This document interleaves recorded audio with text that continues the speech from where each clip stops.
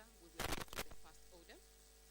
At order number 8, we have the County Government Additional Allocation Bill, National Assembly Bill number 23 of 2023.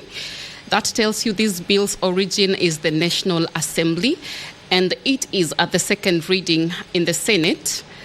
Remember, this bill started debate on Tuesday, and it is expected to go on today.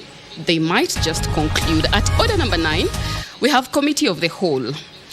At the Committee of the Whole this afternoon, the Senate will be looking at the Learners with Disabilities Bill. The origin of this bill is the Senate, and it's Bill number 4 of the Senate of this year, 2023.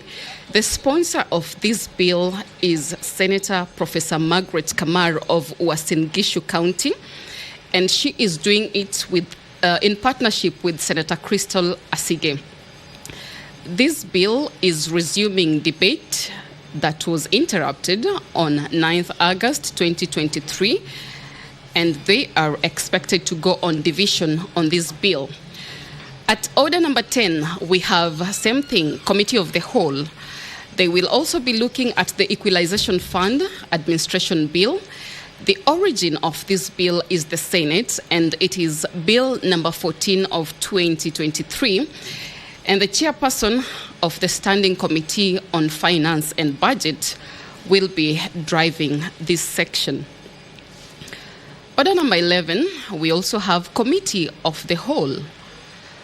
They will be looking at the county licensing, that is Uniform Procedure Bill.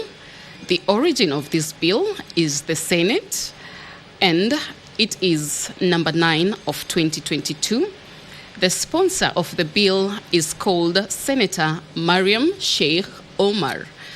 Order number 12, the Senate will still be at the Committee of the Whole, and they will also be looking at the Agricultural and Livestock Extension Service Bill, that is Senate Bill number 12 of 2022. The sponsor of the bill being Senator Maureen Tabitha Mutinda. Let's go to order number 13. Order number 13 is still Committee of the Whole, and they will be looking at the mung beans bill. The origin of this bill is the Senate, and it is order number 13, yes, and it is bill number 13 as well of 2022. The sponsor of the bill is Senator Enoch Wambua of Kitui County.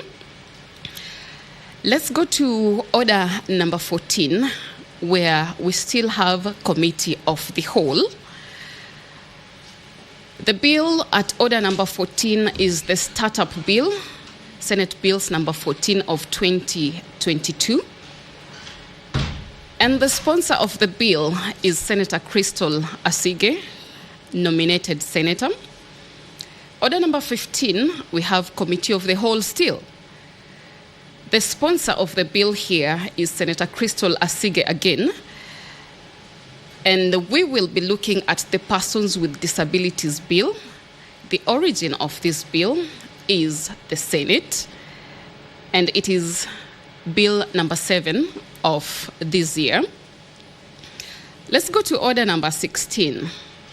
This one here is a bill. It is not at committee stage yet. This bill is at the second reading. And the bill is the County Boundaries Bill, Senate Bills number 6 of 2023. The sponsor of this bill is Senator Moses County. At order number 17, we have another bill, the Maternal, Newborn and Child Health Bill. The origin of the bill is the Senate, and it is Bill number 17 of 2023. The originator of the bill is a Senator Miraj. The originator of the bill is Senator Beatrice Ogola. The bill is at second reading. At number 18, we have another bill. The sponsor of the bill is Senator Miraj Abdullahi Abdul Rahman, nominated senator. The bill is at second reading. It's the County Hall of Fame Bill, Senate Bills number 18 of 2023. At order number 19, It is motion. The motion is adoption of the report of the Standing Committee on Devolution and Intergovernmental Relations. Yes, the Speaker of the Senate has arrived, and the Senate sitting will start in just a short while. Don't go away. My name is Vusaka. Let's be here.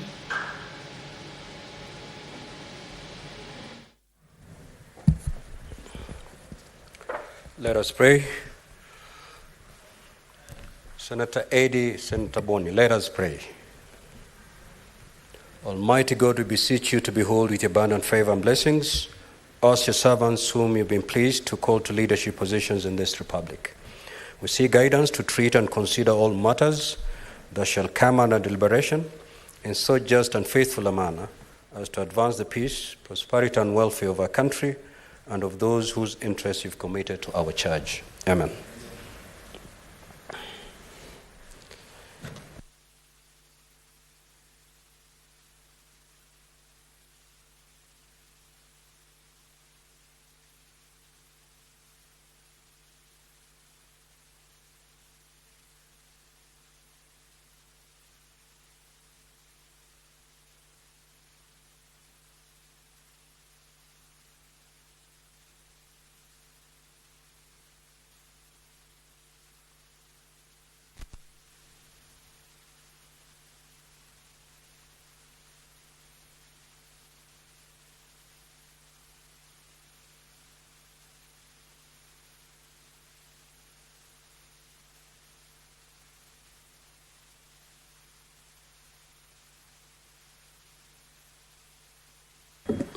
Clerk, do we have quorum?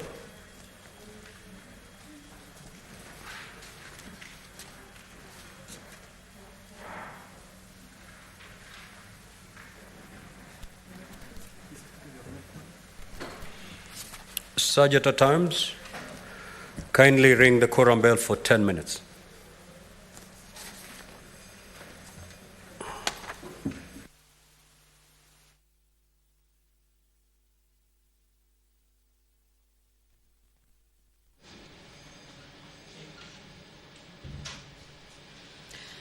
Yes, like I told you earlier, the Speaker of the Senate has arrived.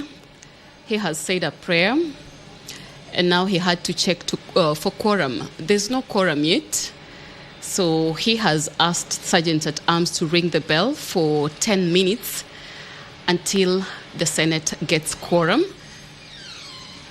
Now, that is when the Senate sitting will begin. At order number 19, we have a motion, and the motion is adoption of the report of the Standing Committee on Devolution and Intergovernmental Relations on the application for conferment of city status to the municipality of Eldoret. And the chairperson of the Standing Committee on Devolution and Intergovernmental Relations is the person responsible for this motion. Order number 20 is also a motion, and the motion is on declaration of cattle rustling as a national disaster and establishment of a special fund for victims. The driver of this motion is Senator William Cheptumo. Senator Cheptumo says that, aware that cattle rustling is a major menace and security threat in the South and North Rift regions and some other regions of the country, and concerned that the menace has since left irreparable and negative socio-economic impact, which includes but are not limited to increased number of widows, widowers, orphaned children, poverty, displacement of people leading to internally displaced persons, disruption of educational programs and other economic activities owing to the destruction or closure of educational, health, and other institutions.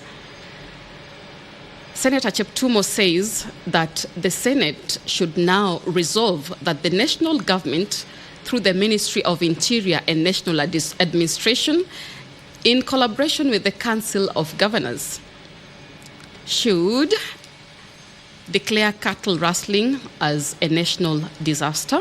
That is one. Second, establish a national task force on cattle rustling, and this task force will investigate the causes of the rampant cattle rustling in the said region and the country at large. Secondly, the national task force will establish extent of loss and damage the cattle rustling has occasioned to the communities in all the affected counties. Number 3, create a special fund for mitigating the losses suffered by and in compensating all victims of cattle rustling and settle all internally displaced persons occasioned by these manners of cattle rustling. That is it about order number 20, declaration of cattle rustling as a national disaster and establishment of a fund, a special fund for victims of cattle rustling. Order number 21 is a motion, another motion, and the motion here is adoption of the report of the Standing Committee on Health. The report is on the death of the late Edward Otieno Onyango, and his death was due to alleged medical negligence. The chairperson of the Standing Committee on Health, Senator Mandago, will be driving this motion. Order number 22 is also a motion. The Senate is expected to look at adoption of the report of the Standing Committee on Health on the death of the late Maureen Anyango at Mama Lucy Kibaki Hospital. And the death of Maureen Anyango was due to alleged medical negligence. Again, Senator Mandago, the chairperson of the Standing Committee on Health, is expected to drive this motion. Order number 23, which is the final order on the order paper for today, is also a motion. And the motion is on adoption of the report of the Standing Committee on Health on the circumstances that led to the death of the late Master Travis Maina. This death happened at Kenyatta National Hospital. The chairperson of the Standing Committee on Health is also expected to drive this motion. The motion says that the Senate adopts the report of the Standing Committee on Health on inquiry into the circumstances that led to the death of the late Master Travis Maina at the Kenyatta National Hospital. And this report was laid on the table of the Senate on Wednesday, 31st May 2023. Taking you back to order number 22, the motion on the death of the late Maureen Anyango.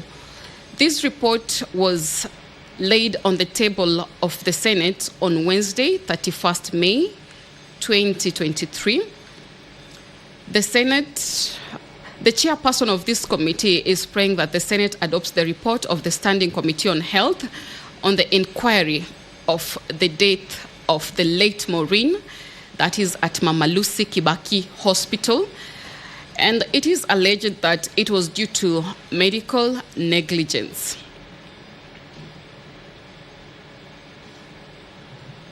The bell is still ringing. There's still no quorum for the Senate to begin its Thursday afternoon sitting. Yesterday is Thursday, it's 5th October 2023.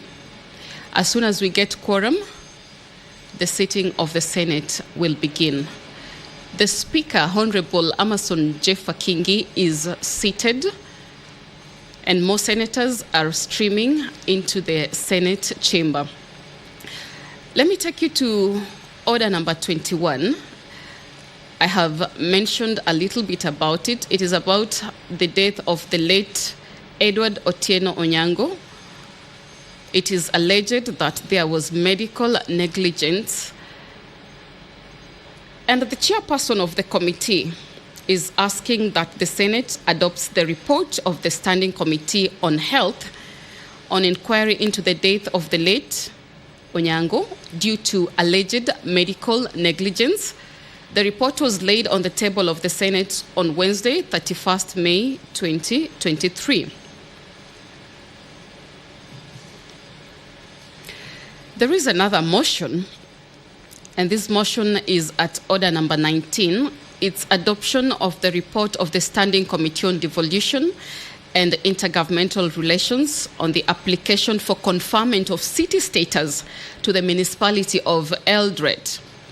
The chairperson, Standing Committee on Devolution and Intergovernmental Relations, is expected to drive this motion.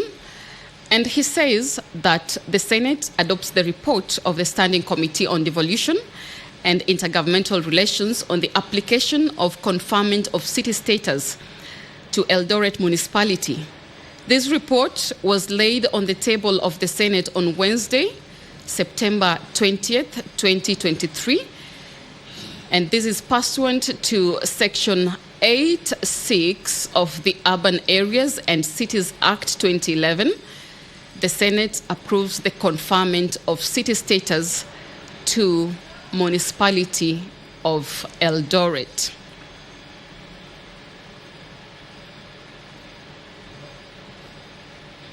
Like I had mentioned earlier, order number 18 is a bill, the County Hall of Fame bill, Senate Bills number 18 of 2023.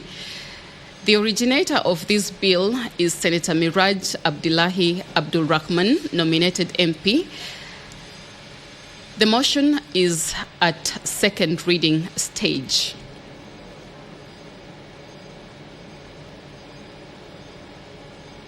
This afternoon, the Senate is expected to sit in the Committee of the Whole, and they have very many bills for Committee of the Whole. Back to the House. One, administration of oath. Order number 2, communication from the chair. Honorable Senators, I'd like to acknowledge the presence in the Speaker's Gallery this afternoon, a visiting delegation from the National Assembly of Zambia. The delegation comprises members of staff who are undergoing a training program in the Center for Parliamentary Studies and Training, CPST.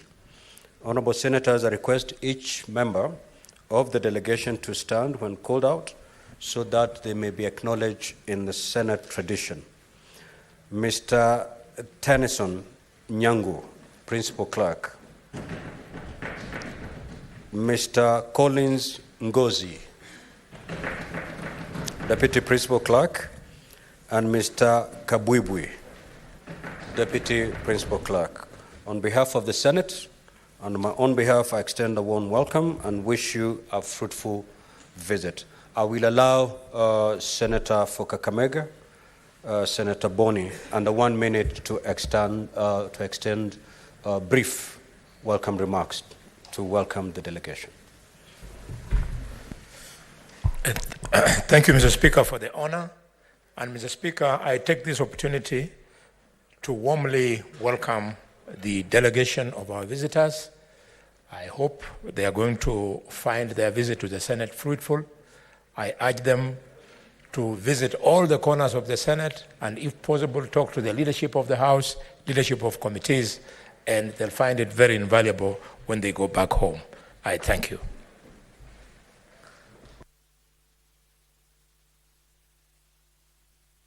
Next order, Clerk. Order number 3, messages. Order number 4, petitions.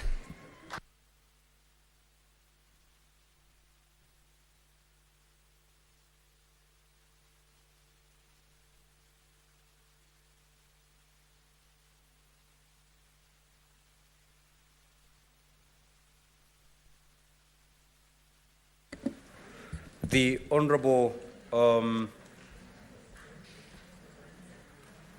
Chairperson, Standing Committee on Labor and Social Welfare, to present a report on a petition that they had looked into.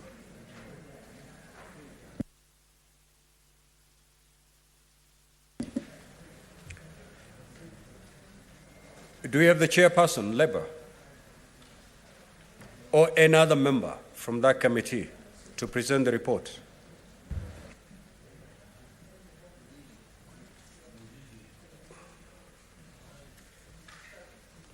All right, they seem not ready. That is deferred. Clerk, call the next order, please.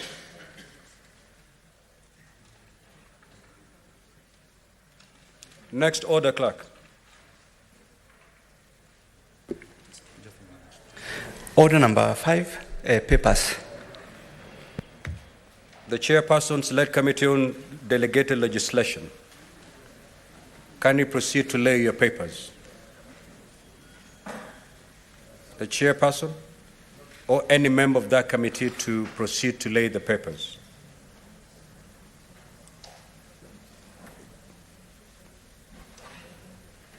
That is deferred. Next order, clerk. The majority leader.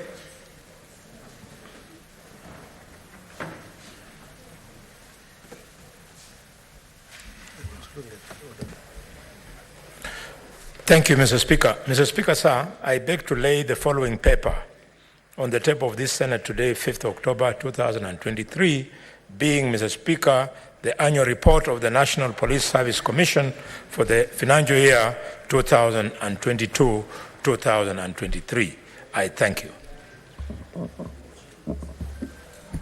Next order, clerk. Order number 6, notices of motion. Order number 7, questions and statements. Statement pursuant to Standing Order 52-1.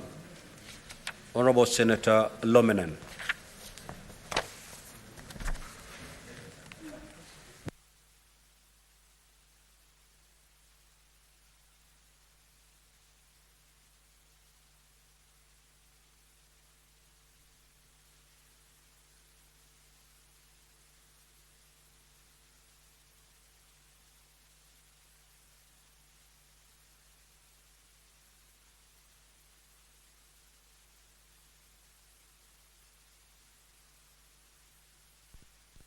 Can repower the microphone for Senator Lominen.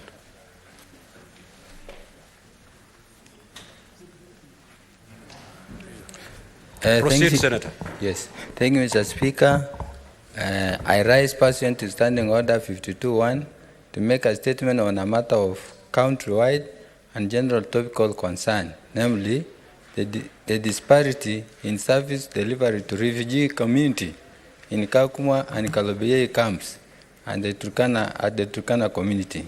Mr. Speaker, sir, Kakuma refugee camp comprising Kakuma 1, Kakuma 2, Kakuma 3 and 4, and the Kalobeye integrated settlement houses a registered population of 196,666 refugees and asylum seekers of July 2020. While these camps have served as places of refuge for those fleeing conflict and persecution, have simultaneously presented unprecedented challenges, particularly for the Turkana community. Mr. Speaker, sir, despite concerted efforts by the United Nations High Commissioner for Refugees, partner agencies and county government, as well as political leaders in the development of Kalobeye Integrated Social Economic Development Program, which emphasizes 50-50 share of services between the host and refugee communities, discriminating against local in accessing services is still persistent. Mr. Speaker, sir, these services include scholarships and material support for vulnerable children. 2, health services where refugees receive preferential treatment. 3, gender-based violence and child protection.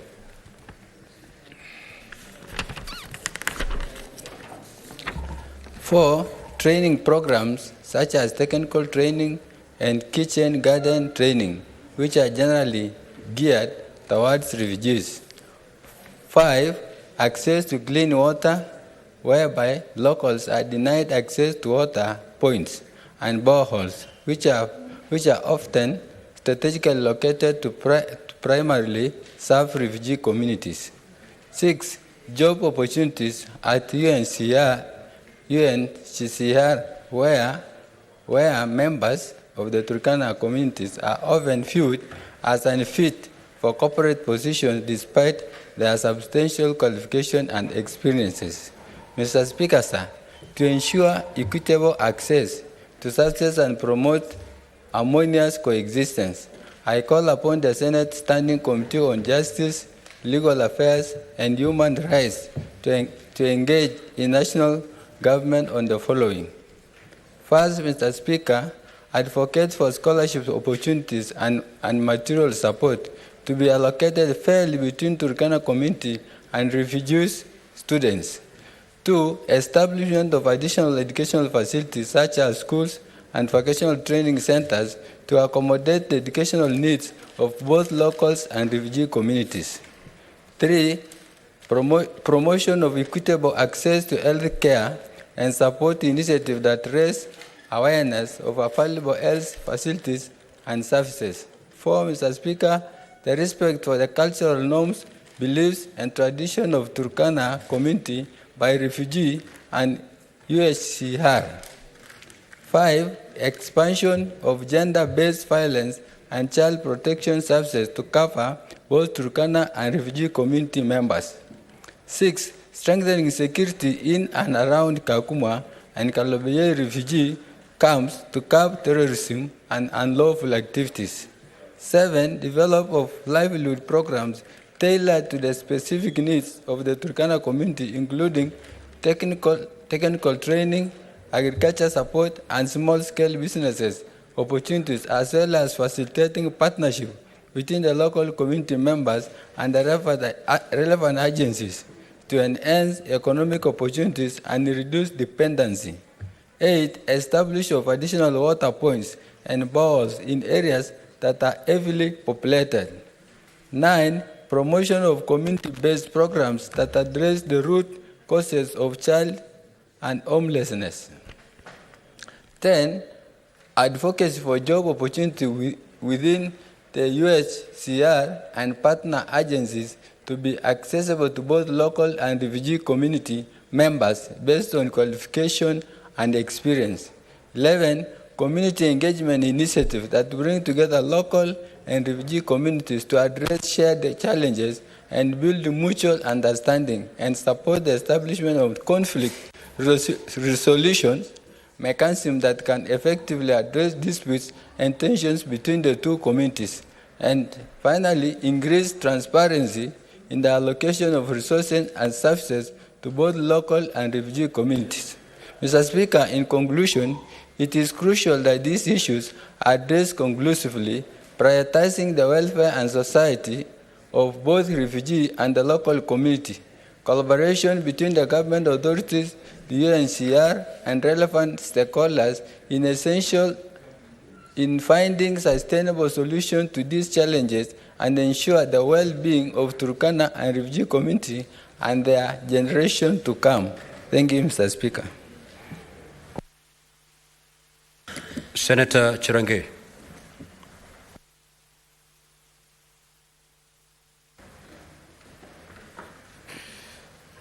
Thank you, Mr. Speaker, sir.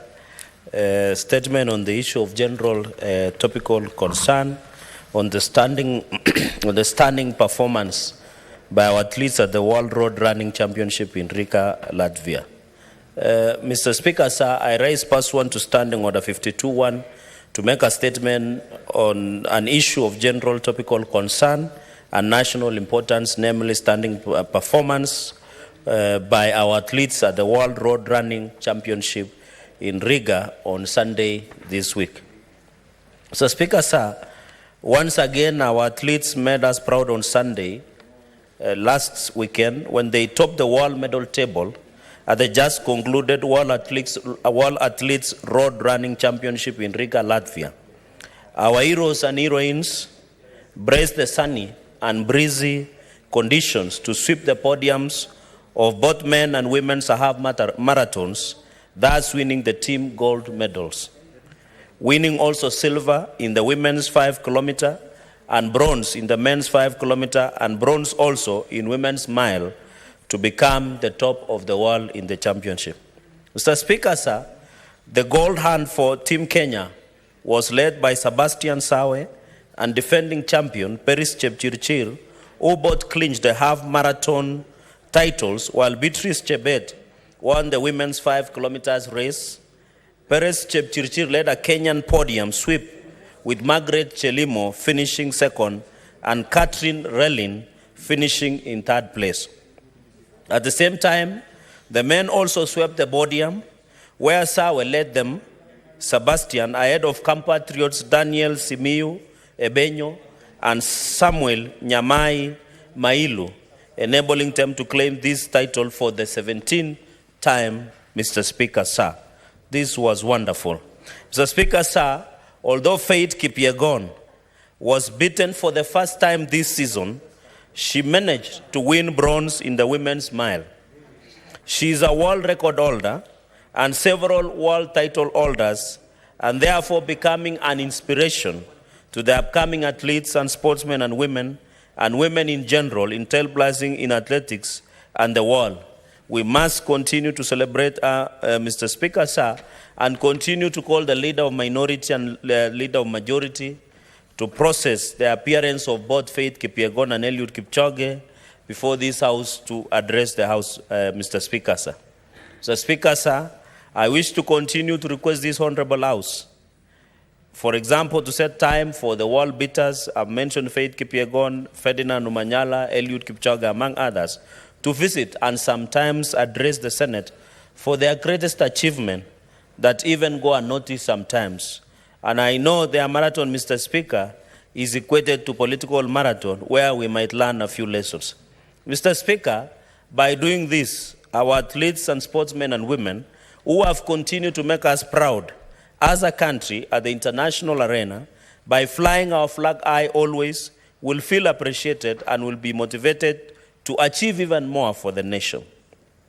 I wish to continue to call Ministry of Sports, Athletics Kenya, National Olympics Committee, NOC, and even the Special Olympic Committee to partner with the Ministry of Tourism and utilize the fame and good name that our sportsmen and women have gained in marketing our country as a tourist destination by making them brand Kenya ambassadors for Kenya, thus enabling them to have a decent rewards in return. So, Speaker, there is a soft underbelly in our sports of doping issues within both sports, men and women. I continue to call the DCI and other investigative agencies to punish the entire criminal enterprise that perpetuate doping substance against sportsmen and women, and in some cases, allegations of fixing some of the athletes where it has created anxiety among athletes, Mr. Speaker. Because for the information of the House, as I conclude, you are supposed to be tested 3 times against doping substance before Olympics, and we have had cases of some athletes being fixed, Mr. Speaker. So, Speaker, finally, sir, I wish to congratulate our sportsmen and women athletes for the superb performance in Riga, Latvia, that they did us wonders, and wish them well, assuring our commitment as a House and Parliament and supporting them in championing for their welfare and at all times as they continue to raise the country's flag and represent our nation across various performances. I thank you, Mr. Speaker, sir. Statements pursuant to Standing Order 53.1. Honorable Nyutu. That statement is dropped. Honorable Senator Maruma.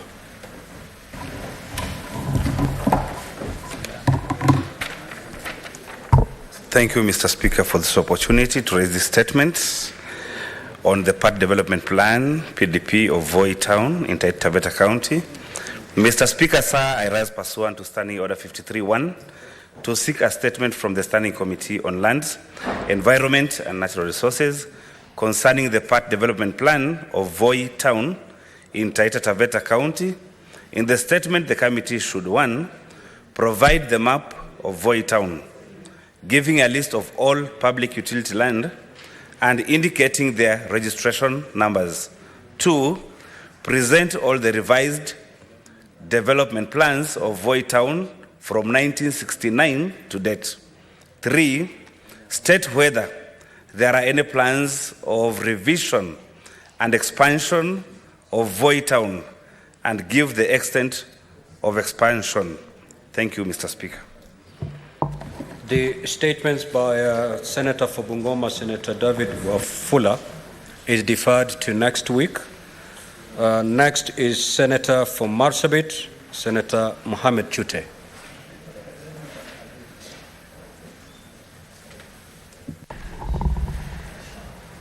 Thank you, Mr. Speaker. I have 3 statements. I'll start with the one. Is a request for a statement on production and importation of cooking oil in Kenya. Mr. Speaker, sir, I rise pursuant to Standing Order 53.1 to seek a statement from the Standing Committee on Trade, Industrialization and Tourism regarding the production and importation of cooking oil in Kenya. In the statement, the committee should, 1, provide data regarding the volume of cooking oil produced annually in the country in relation to yearly consumption, disclosing the manufacturing companies involved in the production and average retail cost of oil. But 3, elaborate on whether any local loans were secured to facilitate the procurement of imported oil, and if so, indicate the percentage of the loan that has been settled thus far. The Speaker, statement number 2 is on request for a statement to alleged tax exemption to Kenya National Trading Corporation, KNTC Limited. Mr. Speaker, sir, I rise pursuant to Standing Order 53.1 to seek a statement from the Standing Committee on Finance. Order, Senator Mundigi. Senator Mundigi, kindly take your seat and allow the senator to be heard in silence. Proceed, Senator Chute. If you allow me, Mr. Speaker, I'll repeat.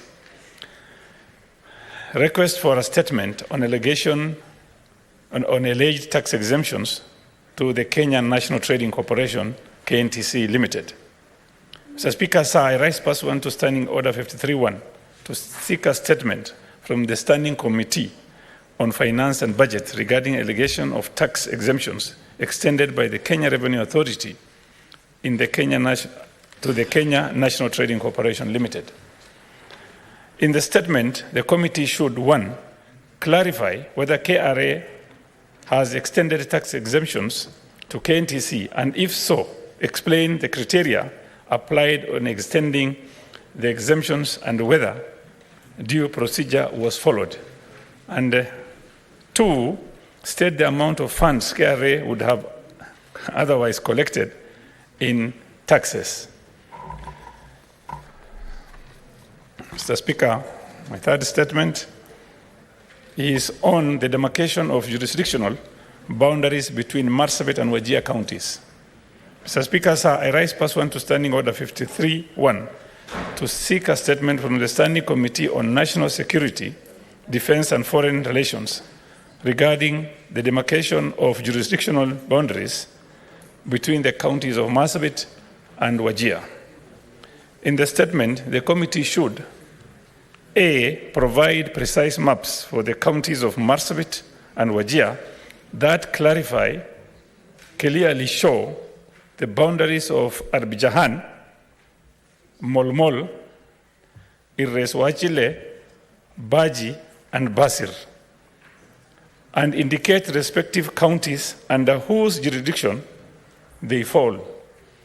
And B, outline the actions the government has taken, if any, to facilitate the conclusive demarcation of the boundaries of the sub-counties, addressing any contentions between the 2 counties concerning their boundaries. Thank you, Mr. Speaker. Next, Senator Chirange.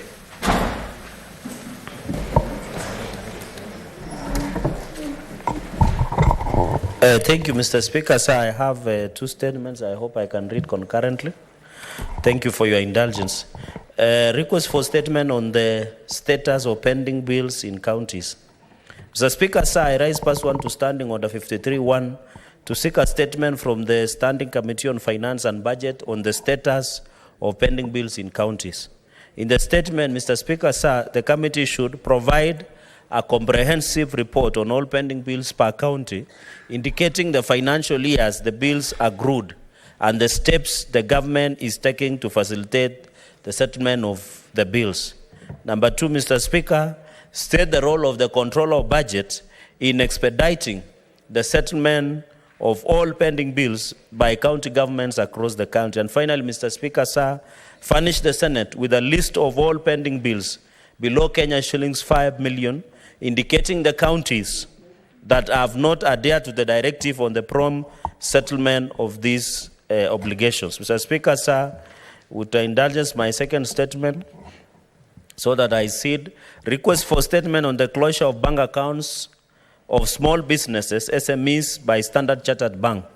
Mr. Speaker, sir, I rise past 1 to Standing Order 53-1 to seek a statement from the Standing Committee on Finance and Budget regarding the closure by the Standard Chartered Bank of bank accounts of small businesses that have less than 10 million cash flow per month. In the statement, the committee should, Mr. Speaker, sir, explain the basis for the closure of bank accounts of all small businesses by the Standard Chartered Bank, indicating the number of the accounts affected so far. Number 2, Mr. Speaker, sir, clarify whether the Central Bank of Kenya, CBK, played any role in the closure of the said bank accounts of small, medium enterprises. So, Speaker, sir, finally, outline the measures and strategies that the government has put in place to improve access to banking services for small businesses or small enterprises businesses in the country. Mr. Speaker, sir, I thank you. Senator Hamida Kibwana.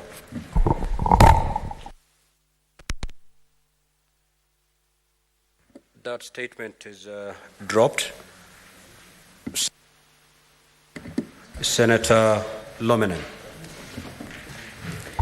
Thank you, Mr. Speaker. I think the first statement I have read it severally, so I request to defer, and then we cancel. And then the second. Senator Lominen, are you saying that you already requested for this statement from that committee? I've read it severally, and even the CS has answered it severally. All right, we'll take it up with the Secretariat, why then it's found its way here.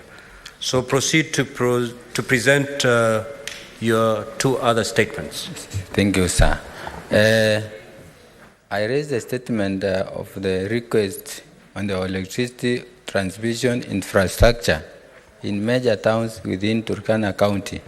Mr. Speaker, sir, I rise pursuant to Standing Order 53-1 to seek a statement from the Standing Committee on Energy regarding the lack of adequate electricity transmission infrastructure concerning major towns within Turkana County to the national grid connection, despite the close proximity to electricity general plants.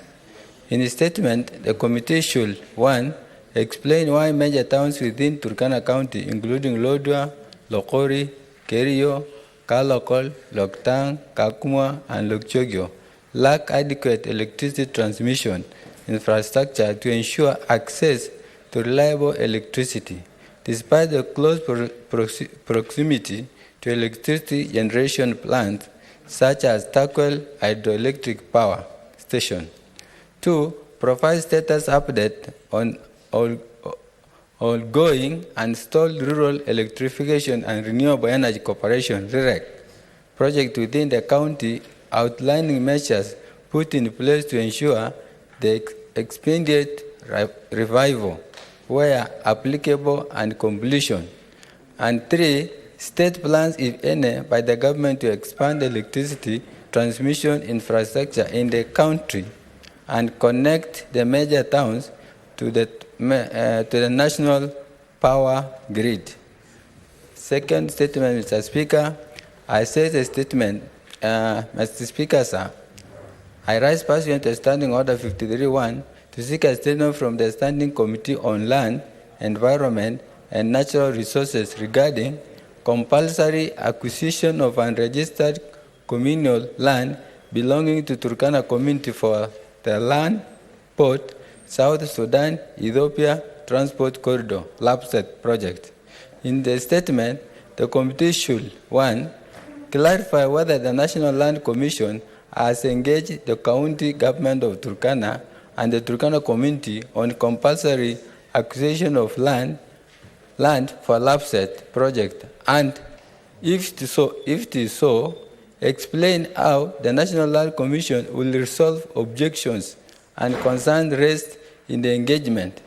And 2, highlight policies and measures put in place to guide the compulsory land acquisition process to ensure that the rightful individuals are identified and fairly compensated.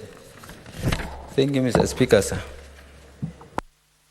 Statements pursuant to Standing Order 57.1. The Majority Leader.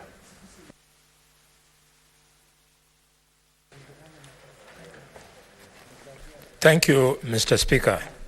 Mr. Speaker, sir, I rise to make a statement on behalf of the Leader of the Majority on the business of this Senate for the week commencing Tuesday, 10th October 2023, pursuant to Standing Order number 57.1. Mr. Speaker, sir, pursuant to this standing order, I hereby present the business of the Senate. Before I proceed with the statement, I take this opportunity to welcome honorable senators back to Nairobi after the exciting Senate Mashinani Week in Turkana County. I want to believe that we have had some time to reflect on the experiences of our stay in Turkana County and will undoubtedly put in place legislative measures to ensure that devolution works not only in Turkana, but kokote mashinani, quote unquote.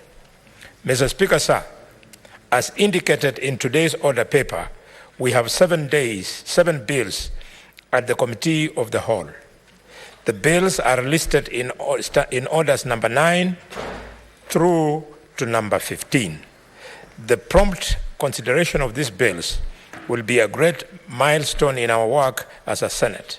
Therefore, Mr. Speaker, I urge respective movers and committee chairpersons who have filed amendments to these bills to be available in the House to prosecute them.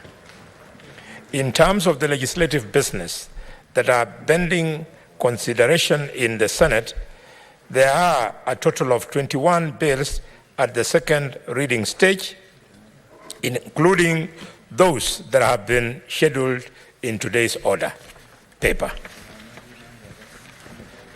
At orders number 8, 16, 17, and 18. I urge respective movers of these bills to be available in the House when the orders will be called out. 28 motions are pending conclusion, while the number of petitions that are due for reporting by respective standing committees still stands at a whopping 18.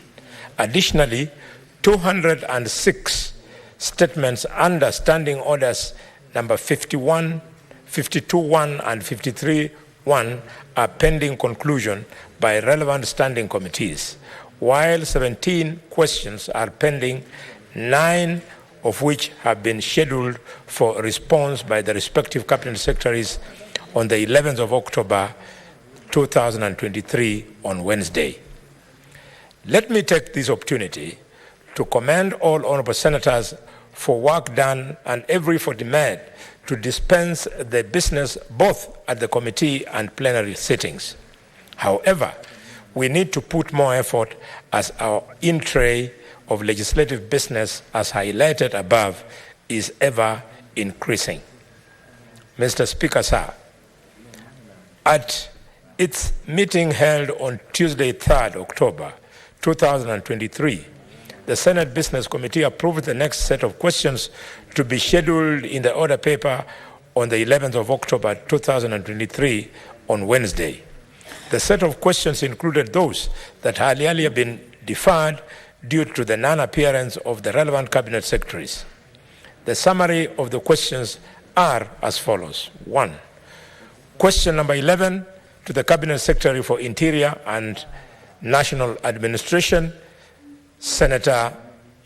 by Senator John Kinyua Nderitu, MP, on the state of security in Laikipia County and the wider North Rift region. 2. Question 12 to the Cabinet Secretary for Interior and National Administration by Senator John Kinyua Nderitu, MP, on curbing of rampant abuse of ketamine. 3. Question number 25 to the Cabinet Secretary for Interior and National Administration by Senator Mohammed Said Chute, MP, on the recruitment and deployment of chiefs and assistant chiefs. 4.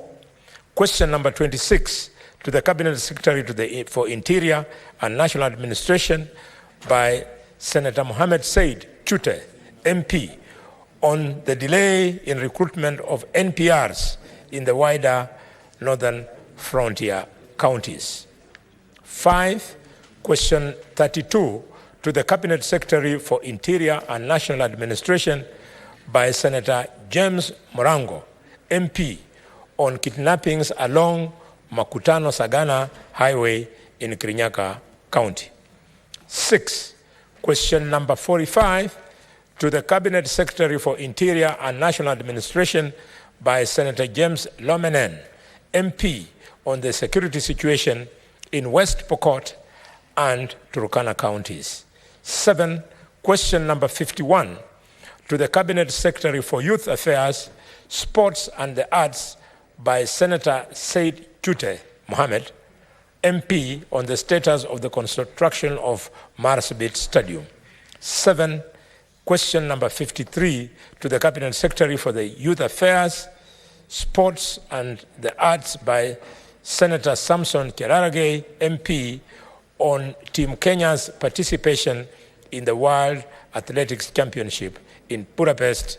And finally, question number 54 to the Cabinet Secretary for Interior and National Administration by Senator Mohammed Said Chute, MP, on the counter-terrorism efforts put in place by the government. Honorable Senators, as earlier indicated by my office, together with that of the Senate leadership in general, will continue to work with the executive to ensure that questions are responded to when scheduled. The concerns of honorable senators on this matter are appreciated, and I encourage honorable senators to use this tool to bring the executive to account. Mr. Speaker, sir, finally, as honorable senators may be aware, October 10th is a national holiday. The Senate Business Committee has therefore not scheduled any business for that day. Regular sittings will resume, therefore, on Wednesday, October 11th, 2023, and I take this opportunity to wish all of you a fruitful visit to your counties and a happy Huduma Day. Mr. Speaker, sir, I hereby lay the statement on the table, and I thank you. Next, Order Clerk.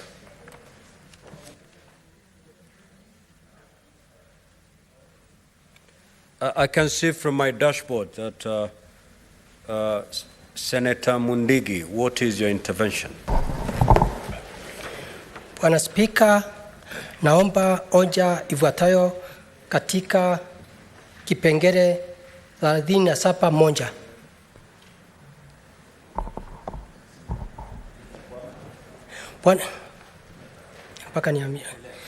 Bwana Spika, naomba hoja ifuatayo ya kwamba kikao cha Seneti kiahirishwe kwa mujibu wa kanuni za kudumu za Seneti kipengele cha 37(1) ili kujadili swala mahususi la dharura na muhimu kwa taifa kuhusu ukosefu wa usalama katika nchi yetu, hasa mji wa Sondu na katika kaunti ya Turkana. Bwana Spika.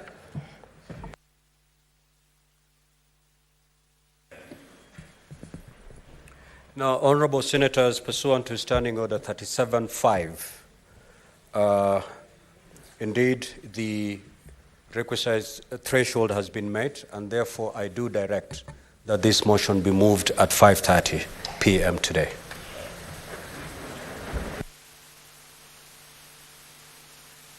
Next order, clerk. Order number 8, the County Government's Additional Allocations Bill, National Assembly Bills number 23 of 2023, second reading. Now, what is the point of order, Senator Eddy? And just to caution you, a senator can only rise on a point of order if another senator is. Clarification then. Proceed to seek a clarification. Mr. Speaker, I just want to seek your indulgence that given that the adjournment motion that has just been moved by my brother, Senator Mundigi, consolidates two important issues. Initially, I'd put forward adjournment motion for Sondu, security issues in Sondu, and he had put one for Turkana.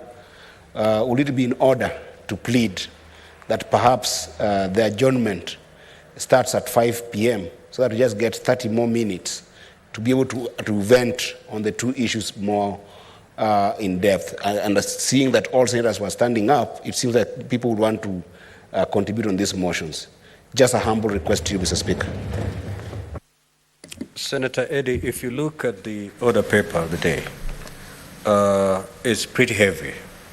However, I'm aware that we have 7 bills that have moved to the level of the Committee of the Whole.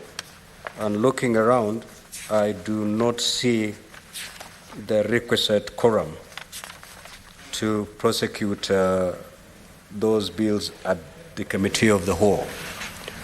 I'm therefore persuaded to accede to the request by Senator Eddy that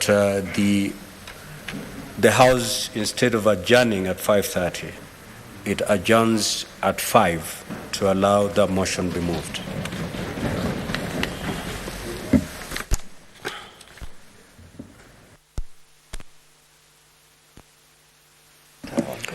Now, before interruption of debate, yesterday, Senator Wambua had the floor and had a balance of 11 minutes. So kindly proceed, Senator Wambua.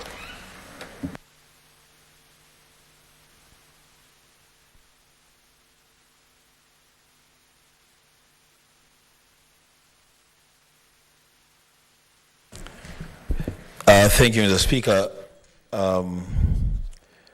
Yes, indeed, it is true that yesterday I was contributing to the additional allocations bill before time lapsed, so I have those 10 or 11 minutes. As a Speaker, I want to continue my contribution in support of the bill, but as I said yesterday, Mr. Speaker, there is need for a cleanup of this bill. As I mentioned, Mr. Speaker, and I want to emphasize that we must get to a point as a House and draw the line in the sand. Speaker, we cannot have these 5 counties that continue to receive allocations for the construction of county headquarters since 2013. Now, 10 years down the line, we are still allocating money for the construction of the same county headquarters in Isiolo, in Lamu, in Nyandarua, in Tharaka-Nithi, and in Tana River. As Speaker, cumulatively, there is a lot of money that has been set aside for that, totaling to 454 million Kenya shillings. That matter, Mr. Speaker, needs to be looked into so that in the next year, when we are dealing with the additional allocations bill, then we don't see that item listed there. Mr. Speaker, the other matter that I am very, very concerned about is the matter of all that is found in the first schedule, is a matter of the allocations for the listing of medical equipment. Mr. Speaker, I mentioned at the tail end of my contribution yesterday that perhaps, Mr. Speaker, a time has come that either the Committee of Health, on its own motion, decides to do a proper audit of this leasing program, or then it will be necessary to set up another special committee. Because when you look at that table, there's an allocation of 124,723,404 cents to every county. It's an equal allocation to every county for servicing of the leased medical equipment. As Speaker, it is clear, and all of us know because we come from counties, that first of all, not all counties receive the same equipment, so they cannot be paying the same amount of money for different equipment. Secondly, Mr. Speaker, there are counties today that, yes, they have those equipment, but they cannot utilize them because there is no connection to power, there is no connection to water, and there is also a case where that equipment is still lying in the source market where the manufacturers are. So, Speaker, the Health Committee, on its own motion, should look into that matter. If they cannot, for whatever reason, then this House needs to form a special committee to look into that matter. The Speaker, my last contribution will be on the fourth schedule. No, the second schedule, Mr. Speaker. This second schedule, Mr. Speaker, on allocations for court fines and mineral royalties. It's a bit confusing to me. Because there are a number of counties there, and I want to mention Bomet, Bungoma, Busia, and Egel Marakwet, that they have no conditional allocations either for court fines or for mineral royalties. A clear reading of that then would indicate that there are no courts in those areas, and there are no minerals, or the courts never collect any fines in those areas. So, Mr. Speaker, this schedule is a bit confusing. There will be need for a relook at that. Speaker. What is your point of Senator Wambua? Would you wish to be informed by Senator Chimera? He can. He's a young man. He can inform me. Thank you, Mr. Speaker. I just wanted to inform Senator Wambua that the reason why we have courts in these counties does not mean the citizens of that county actually have to go to court.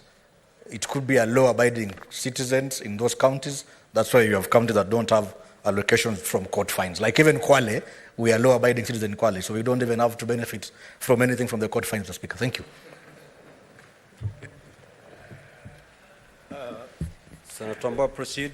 Let me proceed, Mr. Speaker. Find that information useful? It clearly is not very useful, but but it is information anyway. So, Mr. Speaker, there will be need to relook at that schedule. You go to a county like Kiambu, and the Senator of Kiambu is not here. They have an allocation for court fines of 5 million and an allocation for mineral royalties of 10 million. Now, you go to places where we thought there's serious mining taking place there, and you find that there are no there are no allocations.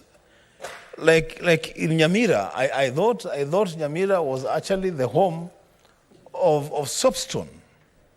But there is no allocation at all on the matter of mineral royalties.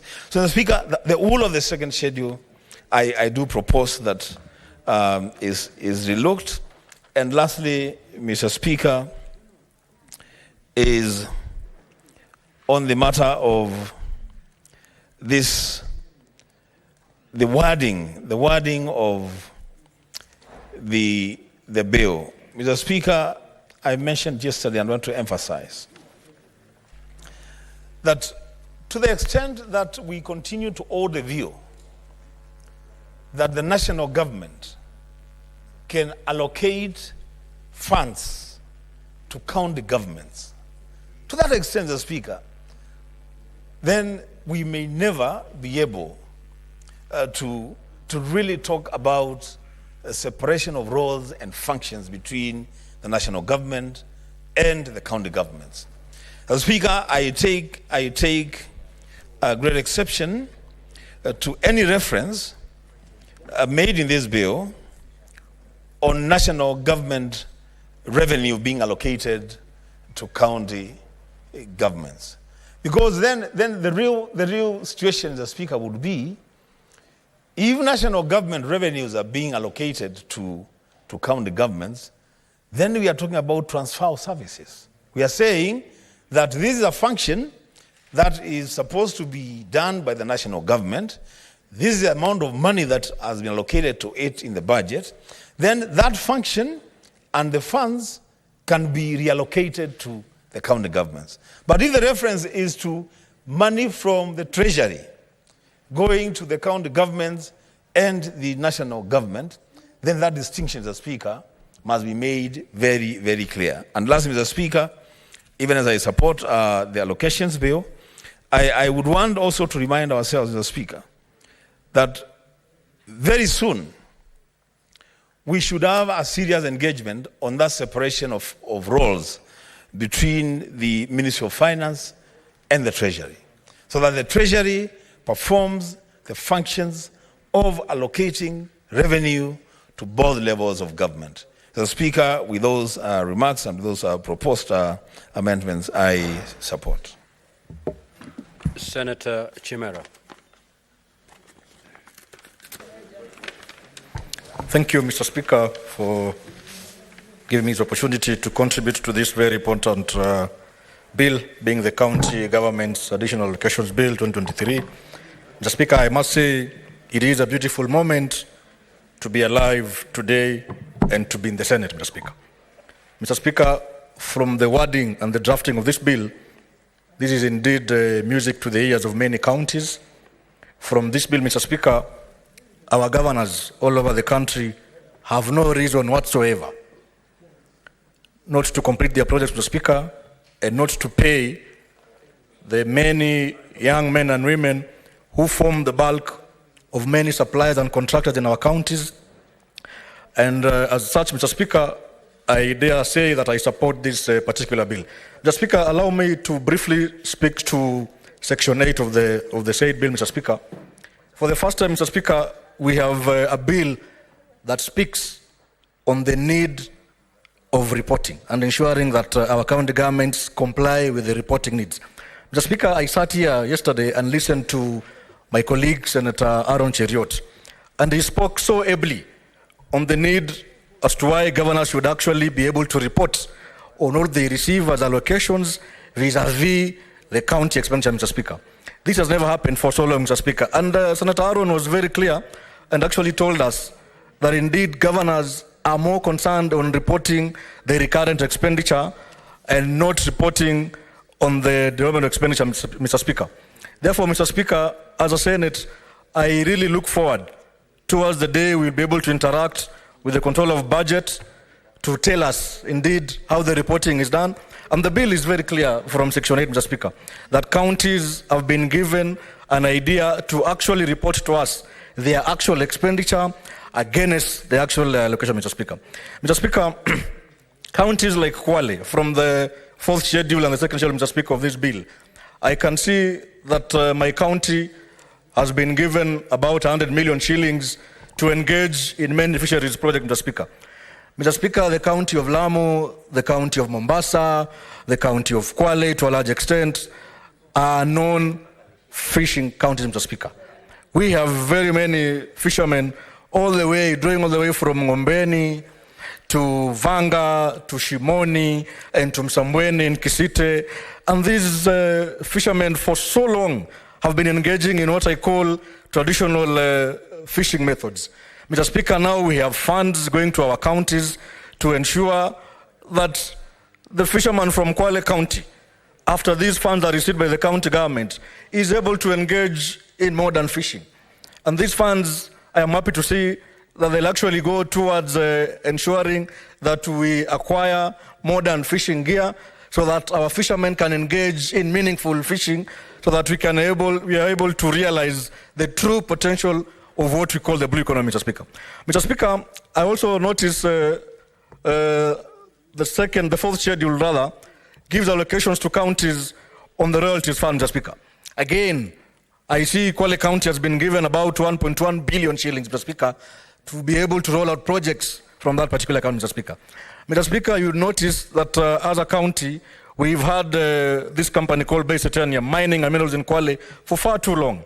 But there was no legal framework, there was no law establishing the royalties fund.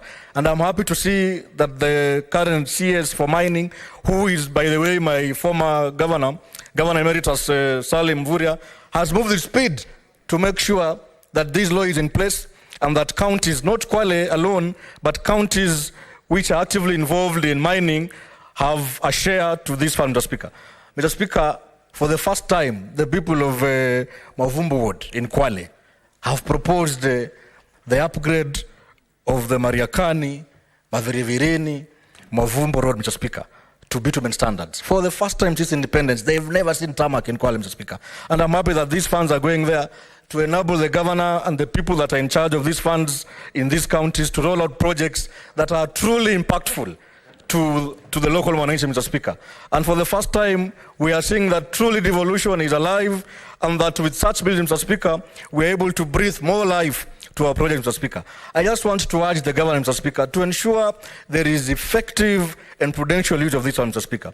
So that as a Senate here, we just don't sit here in vain by passing resources, allocating the same resources to them, and then they end up squandering the same funds and pilfering this one, Mr. Speaker. Mr. Speaker, with those many remarks, I wish to support this particular bill, and I am in true support of the same. Thank you, Mr. Speaker. Senator Murango.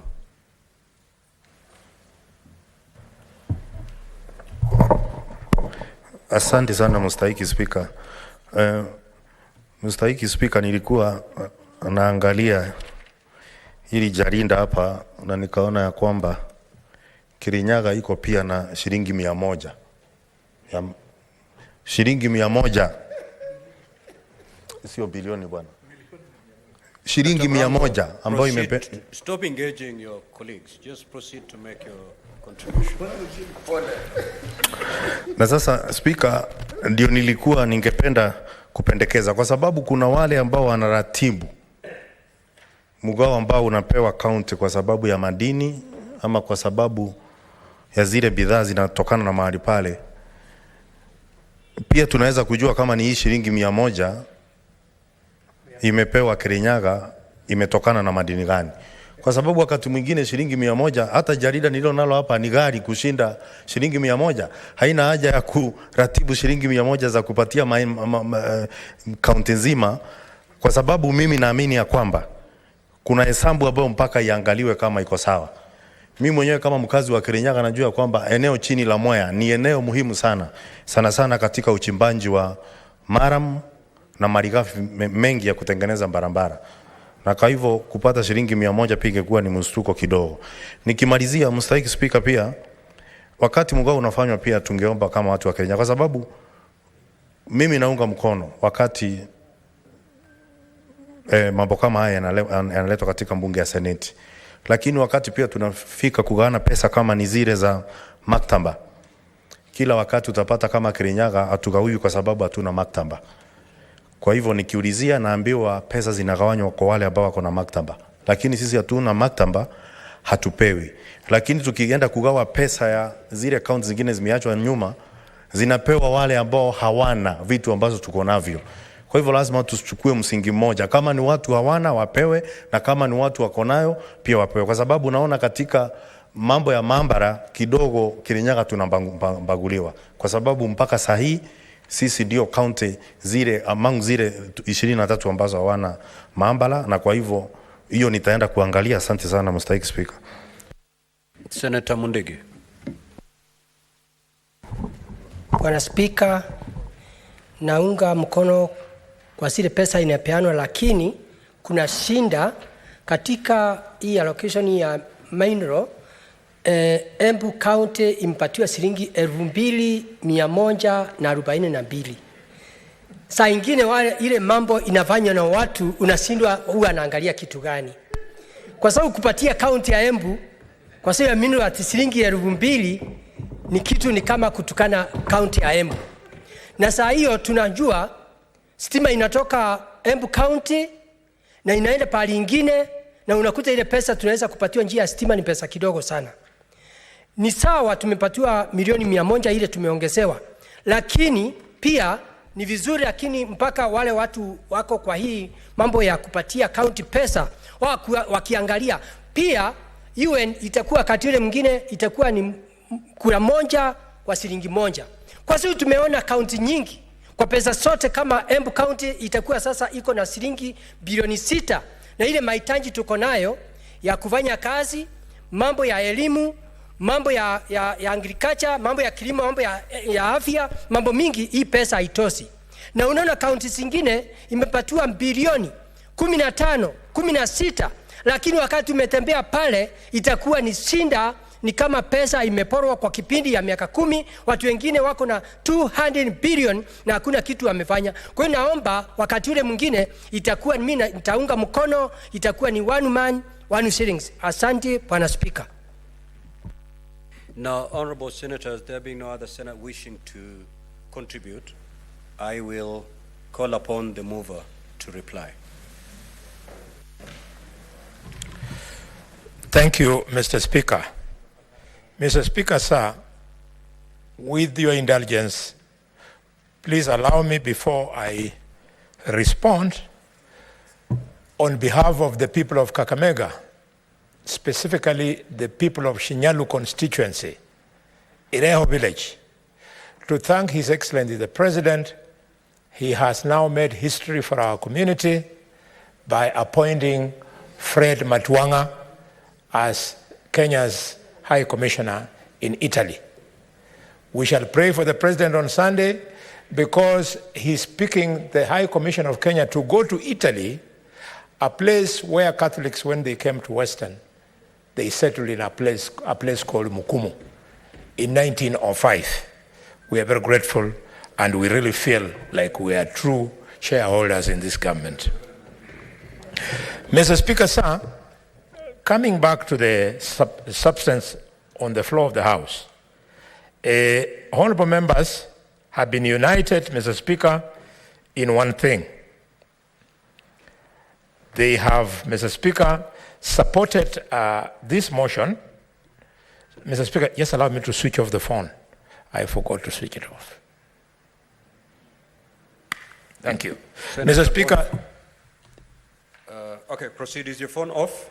Yes, I've switched it off. The best thing is not to come with it to the plenary. Proceed. Thank you, Mr. Speaker. I stand guided.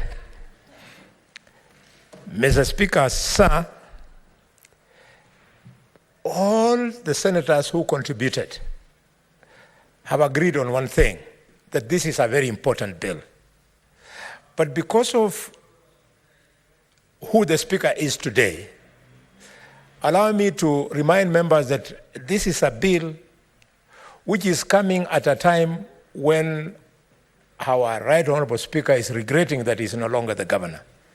Because when they were governors, this bill was never passed in this House in this manner, and therefore this kind of money was never available in his office for him to cause development for his people. So I want, once again, want to thank the President for not only releasing all the money owed to county governments and also releasing money timelessly before the 15th of every month, but also allowing us as the leadership of this House to lead this House in unlocking a whopping 53 billion shillings to go to our counties. With maximum respect, it is now time for us to enjoy benefit of our side members. You remember when we were at each other's throats because of the shareable revenue when we passed 385. Now, whereas governors wanted 425, add what we have brought, the money has now ballooned to 438.6 billion shillings. You must go back, we must go back and ensure that this money is utilized for development. And by the way, the honorable members, this money is not for recurrent. The entire amount is for development. I hope in keeping with what I saw Senator Thangwa doing, Senator Mungatana doing, Senator Mwaruma, Senator Mudigi, Senator Omtata, Senator Osotsi, Senator Veronica Maina, and Senator Sigei, I'm hoping that all of you are going to do the same, i.e., and I was forgetting, Senator Chimera, i.e., you add up how much is actually coming to your county. So that like in Kakamega, we are going to enjoy development worth 1.67 billion shillings. Let's make sure that this money goes for development. I want to make the following running comments arising from your contributions. When Senator Karen Nyamu spoke, she pleaded with this House to stop looking at Nairobi through the prisms of how people live in Karen and other high-rise areas of the city. Nairobi, the 4 million people who live in Nairobi, go to Mukuru kwa Njenga, go to Mudare, go to Kawangware, go to name it. The people there are living under very, very difficult circumstances. So whereas the poverty index is good for Nairobi, but when you look at how people live in these other areas in Nairobi, you realize that Nairobi actually deserves slightly more money than what we have been giving it hitherto. The second comment which I want to clarify, as raised by Senator Wambua even today, is on the issue of the specialized medical equipment. Honorable members, the reason why county governments are paying the national government devolved funds, it is because the procurement of this special medical equipment was done by the national government wrongly at that time in 2015. Ideally, procurement should have been done by county governments so that this money, which is conditional money from the World Bank, meant to go and address the issue of health, could then be given to governors the way we are doing, and then they pay. But because it is the national government which procured, that is how the money is finding its way back to the national government. The third issue which arose is the issue of fertilizer. Colleagues, let us be analyzing these bills. If you look at this column, the people at the National Treasury don't seem to be working at all. Because in giving out money, for example, for fertilizer subsidy, they have given Nairobi, for fertilizer, 14.7 million shillings. Where do you want to spend 14.7 million shillings on fertilizer in Nairobi? Do they grow rice? Do they grow sugarcane? Why not take that money to Kirinyaga? Why not take that money to Embu, even if you don't like Kakamega? Why not take it to Bungoma? You take the money to Nairobi for fertilizer? Really? People at the Treasury? We have to face these guys in the eye and tell them, if they don't know, we are going to move on the floor of this house so that they are sacked. We put there young people from the University of Nairobi who can analyze, and other universities who can analyze figures and put money where it is merited. The fourth point was on the issue of court refunds. If you look at that column on court refunds, you will realize that there's an anomaly. And for you to understand, the money that is going back for courts is because that money does not go to the consolidated fund. And because it doesn't go to the consolidated fund, the little fines they do in your place, then for breach of the bylaws, then that money is supposed to be taken back. So a place like Mombasa, where a lot of money is seen to be going, it is because they have a lot of those kind of active court processes, and therefore they have a higher figure entitlement. The fifth point, which was raised and again raised by Senator Wambua, is the issue of county headquarters. Members, we who sit in the Finance Committee, we are properly seized of this matter. The reason why there has been this very long delay, it is because of the implementation process.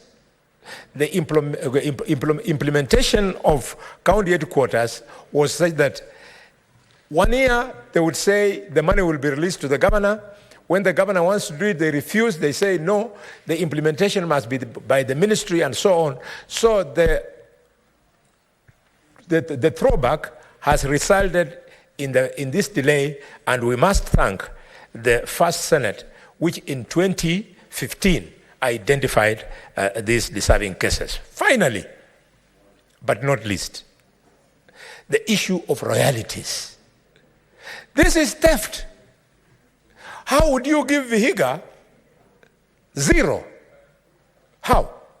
How can you sit and decide that Kirinyaga should be given 100 shillings?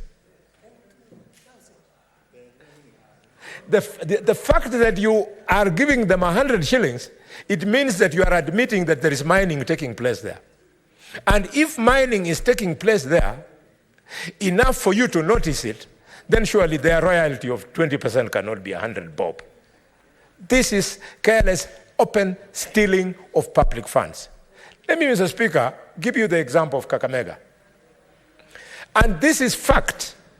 I come from the gold mining constituency of Shinyalu, Ekolomani, and Lurambi. Every week, Mr. Speaker, we mine and sell 10 kilograms of gold every Friday.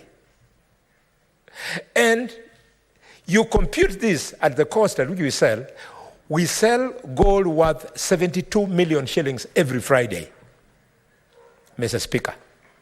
And with this, if you multiply it, just simple arithmetic, we sell, Mr. Speaker, in a year, 777.6 million shillings worth of gold. And when they calculate, Mr. Speaker, they tell us that our 20% is there. Sorry, I got you wrong. We sell 72 million shillings of gold every Friday, which translates, Mr. Speaker, to 3.68 billion shillings per year. 3.68 billion shillings per year. And 20% of that money is 777.6 million, which they should have paid us. And Mr. Speaker, you know what they paid us? Here, from this treasury here. They paid us 16,554. This applies to Siaya, where they do gold in game. This applies to Migori, where they do gold in Nyatiga.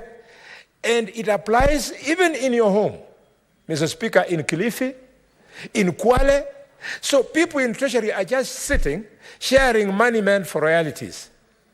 I know of certain people who are in positions of leadership in this country, and please, I beg you, don't ask me to substantiate.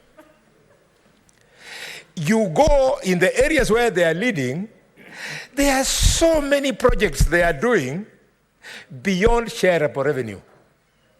Because these people used to work high up in government, they know how this money is loaded. So they go to National Treasury, they tell them, add me here, and they're doing projects. And they look like they are real performers when it is theft of money from a Kolomani, from Shinyalu, from Lurambi, from Vihiga, from Nyatiga, Mr. Speaker, from Gem in Siaya. This house being a house of equity, this is the speech. We must stop that stealing so that this money can reach our people. Mr. Speaker. Order, Senator Eddy.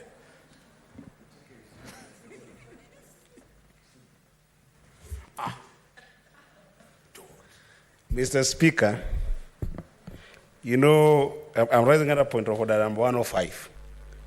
Mr. Speaker, on the issue of statement.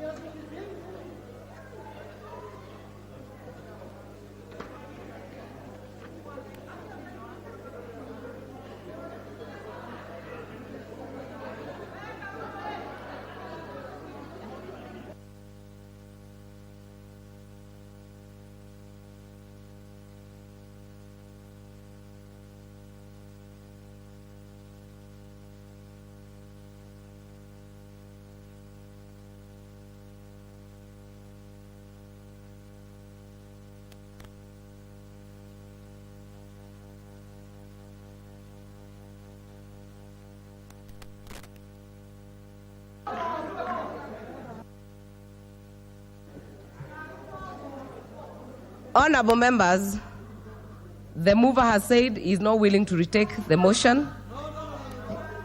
So I gave him the opportunity. He has said he is not willing to retake it. So if not willing to retake the motion, we will move on to the next order. Order number 7, questions and statements.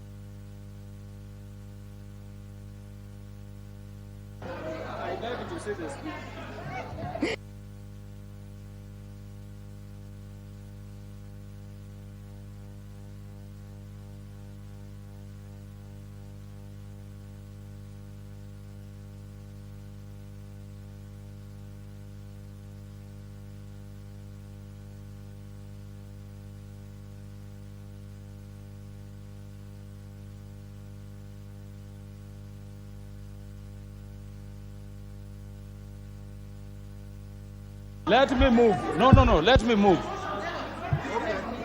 Madam Speaker, I beg to move again. Yeah. I beg to move again. Honorable member for Homa Bay Town, kindly do not take us in circles. Either move it or drop it. You have two options. Just move it or drop it. Don't take us in circles. If you're moving it, move it. But we can't also keep waiting for you. Move the motion. Honorable Speaker, I beg to move. Honorable members, there is a lot of can you disorder. take your seats? Honorable Omanyo, Catherine Omanyo, take your seat. I beg members to sit so that I move. Honorable Mbue, take your seat. Honorable Muliongi, take your seat. Honorable Dr. Nyikal, take your seat. Honorable Mayaka, take your seat. Benziba, take your seat. Honorable Omanyo, Honorable Kibagendi, move away from the maze. Take your seats.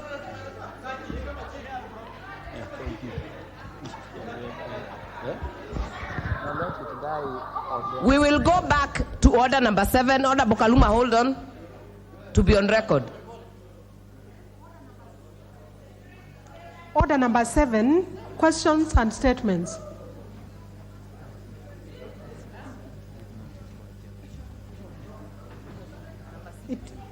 Order number 6, notices of motion. Honorable Kaluma. Thank you, Honorable Speaker.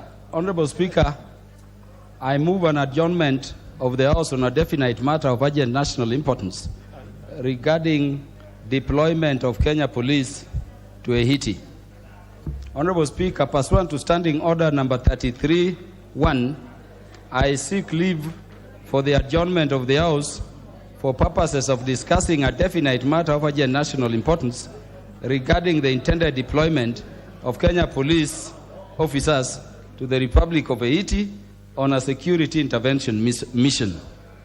Honorable Speaker, it has been recently reported to print and electronic media that the government of the Republic of Kenya is to contribute approximately 1,000 police officers to a multinational force to assist in Haiti, as the country contends with widespread gang violence following approval by the United Nations Security Council. However, as a country, it is important to approach this issue with utmost consideration, for it raises questions that do not resonate with the primary duty of our National Police Service, which is to maintain internal security, law, and order. Our police service's primary duty is to protect its citizens against any internal threats. Honorable Speaker, it is vital to recognize the context of Haiti, plagued by decades of violent internal strife and a history of successful coups against its last 4 presidents. This backdrop adds a layer of complexity to Kenya's planned foreign intervention mission. We cannot overlook the unfortunate instances where Kenya police have encountered grave danger while combating insecurity, even on the home soil. Regrettably, the government has neither provided clear communication or explanation to Kenyans, nor their representatives in the National Assembly concerning the mission, the level of training of the officers, the scope of their involvement in the mission, and most importantly, the measures in place to ensure their safety and the well-being of their families. Of want, there is uncertainty as to whether the Republic of Haiti is a reciprocating country within the meaning of Section 107 of the National Police Service Act, so as to qualify for service of Kenya police officers. Honorable Speaker, Article 238(1) underscores the importance of national security, encompassing the protection of our territory and protection of our people. Since the country has been witnessing a surge in insecurity in various parts of the country, it is imperative for the government to conduct an assessment to ensure that our homeland security is not compromised. This is a matter of utmost importance to our nation and warrants thorough deliberation and careful consideration by this House. Honorable Speaker, it is against this background that I now seek leave for the adjournment of the House to discuss this matter of great national concern. I thank you, Honorable Speaker.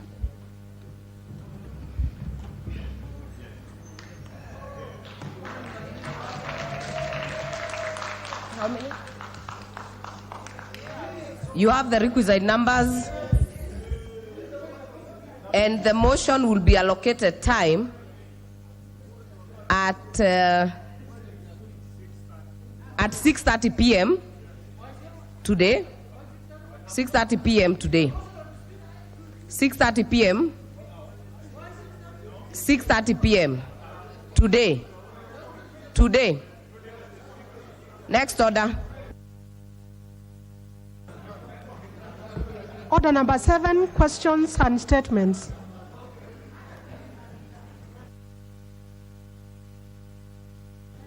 Honorable Gathoni wa Mushomba.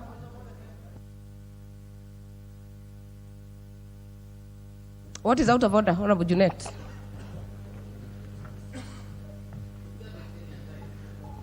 Madam Speaker, with your indulgence, I wanted to give notice of motion to extend the sitting of the House until the business moved by Honorable Kaluma is concluded.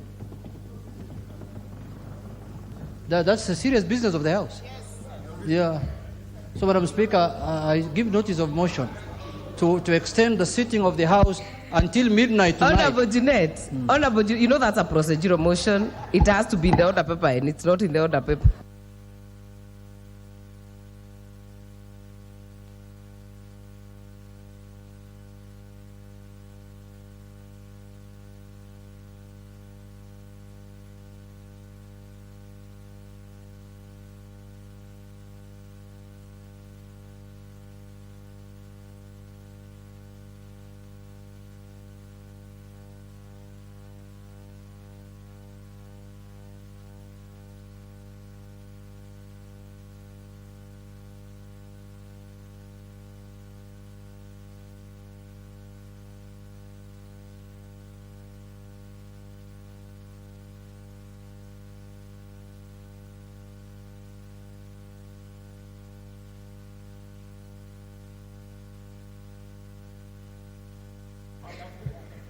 Other members, we hear you, Honorable Junet, but at 6:30, we'll already have adjourned for the adjournment motion. So you are not allowed to extend when the House is already in adjournment. Minority Leader. Madam Speaker, on a slightly unrelated matter, I wish to bring to the attention of the House, and this is a matter I would want the Honorable Speaker to make a determination on. The Honorable House, I want to bring to attention a memo or a circular that is currently in circulation, very wide circulation. It's a circular signed by Mr. Felix K. Koskei as Chief of Staff and Head of the Public Service. This circular is titled Suspension of Non-Essential Travel. Without really reading it, the upshot of this circular is that the author is giving an advisory, is purporting to direct various persons and office holders on how to spend monies that this House has appropriated, including Parliament. Not just Parliament, including Parliament, the Auditor General, Controller of Budget, the Chief Registrar of the Judiciary, and the Senate, Clerk of the Senate, Clerk of the National Assembly, and so on and so forth. All governors. And I want to read just one paragraph. At paragraph on page, it's not page netted, or at Roman number 5, governors of county governments.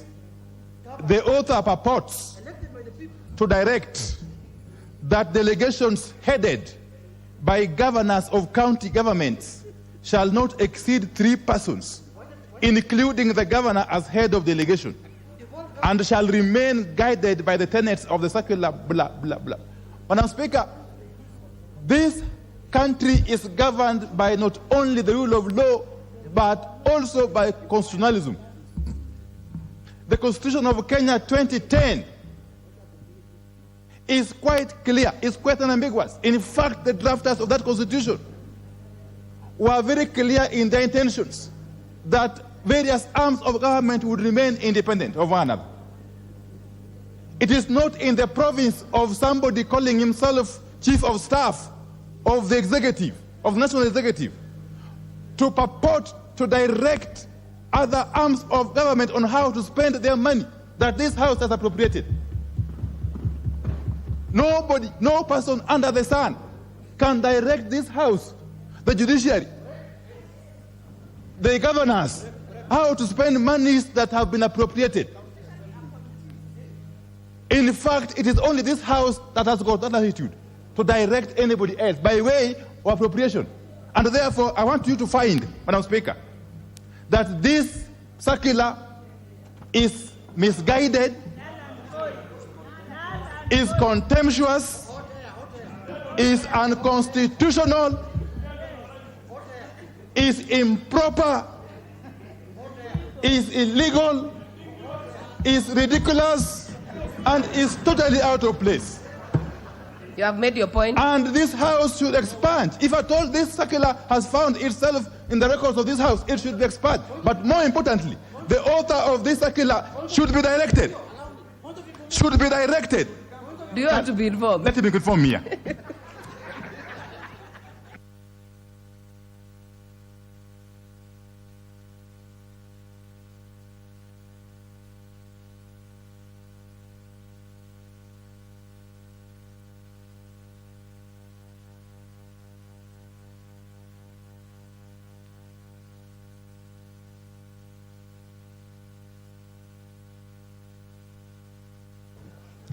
Honorable Junaid, why are you not talking?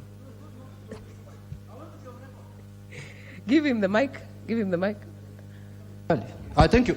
Madam Speaker, I want to inform my leader that I've also come across this circular in the streets of Nairobi here.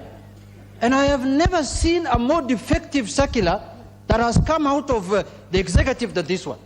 Madam Speaker, we have three arms of government, and we have two governments in one government, who are interdependent but distinct. We have devolved governments and we have national government. You cannot direct a governor elected by the people of the Republic of Kenya how to travel and who to carry and who not to carry. Governors cannot be managed from State House. That one is for a fact. The Constitution does not allow that. Parliament cannot be managed from the executive.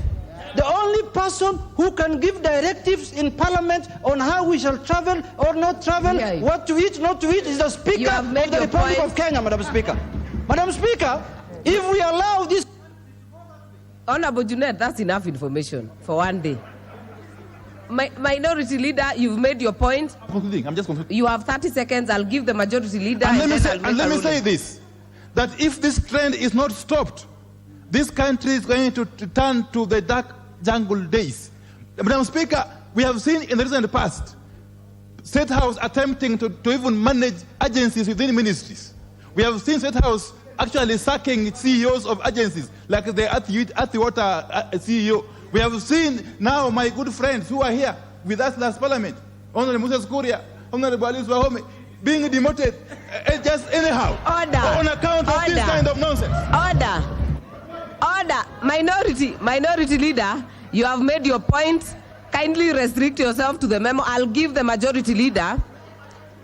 I will give the Majority Leader 2 minutes to comment on it, and then we'll make our way forward. Majority Leader, 2 minutes. Honorable Speaker, the issue being raised by the leader of minority would seemingly be a very legitimate matter if the purported circular, as the Honorable Junaid says, he has also seen it from the streets. I have not seen it in the streets. I have just had the privilege of the Honorable Pio and I sharing with me a bunch of papers that are not on a government letterhead. I therefore cannot ascertain whether this is indeed a circular from the government. Number two, Honorable Speaker, he says it is signed by the Honorable Felix Kosgei. Indeed, the circular seems, or rather this bunch of papers, have the name of Felix K. Kosgei without a signature. And therefore, Honorable Speaker, I am constrained as to whether, to begin with, these are papers that are admissible in the House.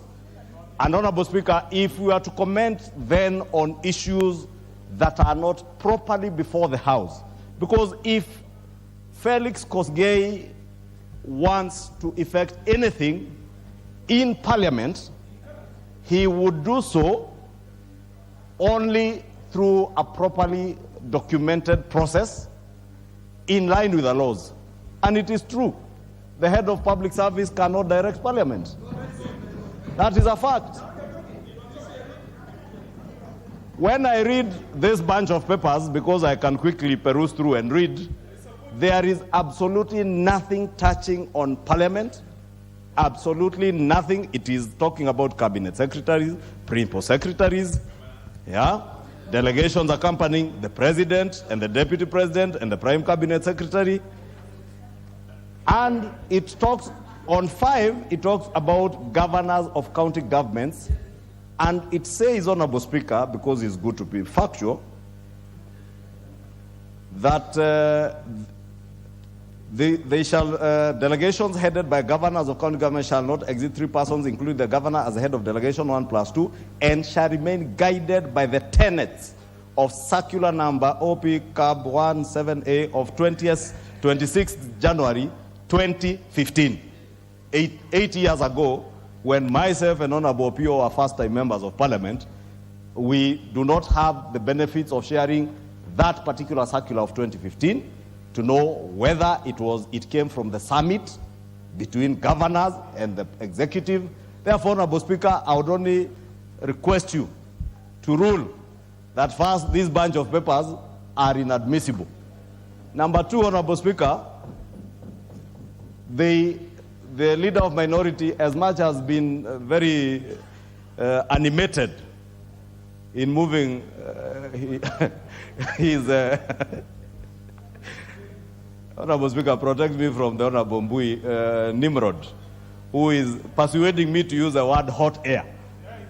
But I am trying not to use the word hot air.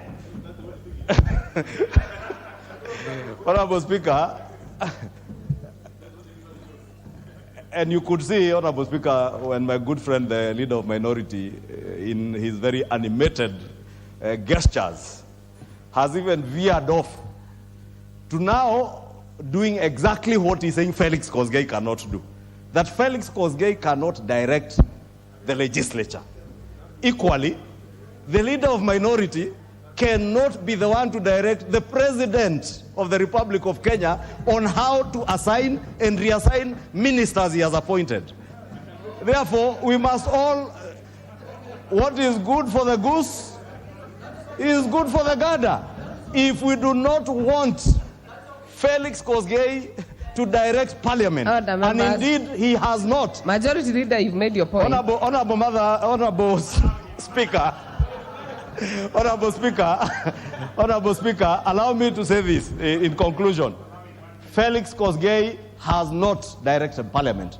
Neither has he directed the judiciary. Neither has he directed governors. Honorable Basil, alluded to the what is banning out of order? Circular of 2015. Hold on, Majority Leader. Has not been tabled. Allow me, Honorable Speaker, to just. No, Honorable Basil is on his feet. Yeah. If you can say on what standing order. Standing order number 95. You need to make reference to it. What majority is holding was actually shared in the national TV, Madam Speaker. You are totally out of order. Honorable Basil. No. Honorable Basil, maybe I need to update you, even if it was shared on TV, even if, no, I have heard him. Honorable Amboka, stop shouting. Stop shouting. You know, Honorable Basil has said that what the majority leader is holding was shown on TV. Is still not admissible in this house. So kindly, majority leader, finish up. Finish up kindly. Honorable Speaker, thank you. And I must thank you, Honorable Speaker, because we must make it customary, Honorable Speaker, in line with our own traditions and procedures, that when a member seeks to interrupt another on a point of order, they do what Honorable Chepkonga has always insisted, and thank you for protecting me from the Honorable Basil. If, Honorable Speaker, I was saying from this bunch of papers, therefore, we cannot ascertain whether the 2015 circular, as I said, because that's the point where I was at, as I concluded, was pursuant to an agreement in the summit between the county governors and the executive, Honorable Speaker. And I would have prayed that the leader of minority would have been kind enough to table that particular circular of 2015. Honorable because members. It does exist. Members, you know, Honorable Junet, you've already prosecuted this matter. If this circular, order members, if this circular is to be formal and presented to this House, the route is clear. It is to the Speaker or to the Clerk of the National Assembly. So I would say we hold our horses. If it gets here, it will be dealt with accordingly. It will be dealt with accordingly. Kindly, Order Wamoshomba, continue with your statement. We have to make way forward.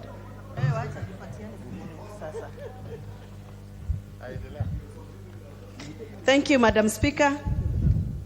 Today, the 5th of October, 2023, I seek to request for a statement regarding standardization and production of school uniforms in the country.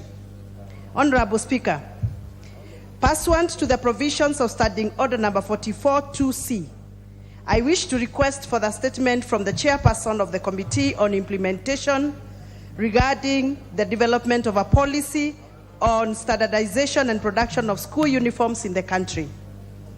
Honorable Speaker, on the day of March 8, 2023, the House approved a motion on development of policy on standardization and production of school uniforms in the country.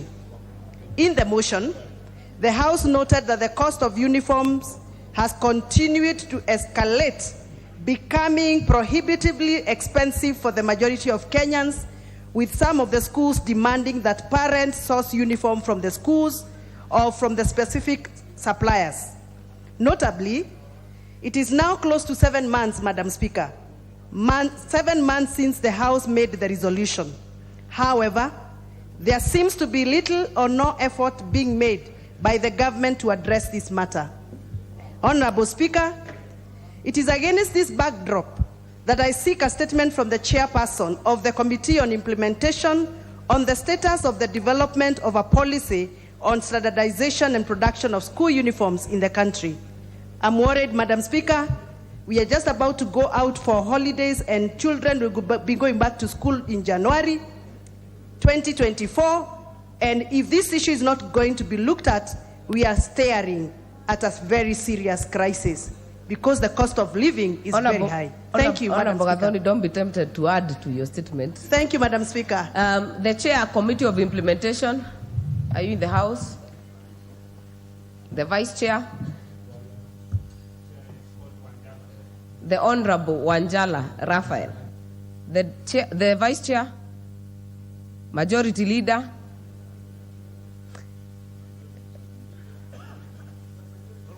Okay, sorry. Committee of Implementation is in the minority. So, Minority Leader? Well, you know, I find myself in very unfamiliar territory of undertaking on behalf of people who are not in the House. You know, we have spoken about this issue before, Madam Speaker, that committee chairs, their vice chairpersons and committee must be in the House. Yeah, and members to be able to respond to issues such as the one coming from the Honorable Mshomba. So even though I will be undertaking on behalf of the chairperson of the committee, who is Honorable Raphael Wanjala, that the response will come in 2 weeks' time.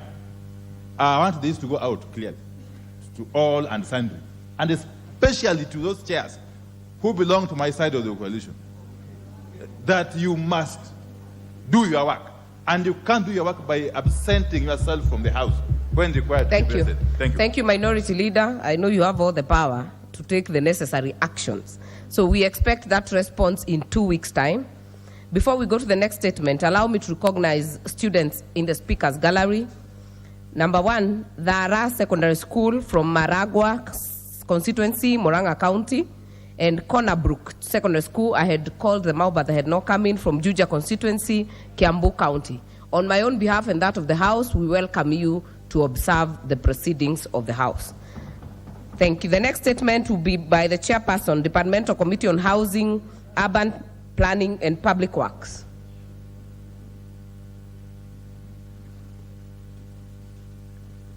No? Where is the Vice Chair? Any member of the committee?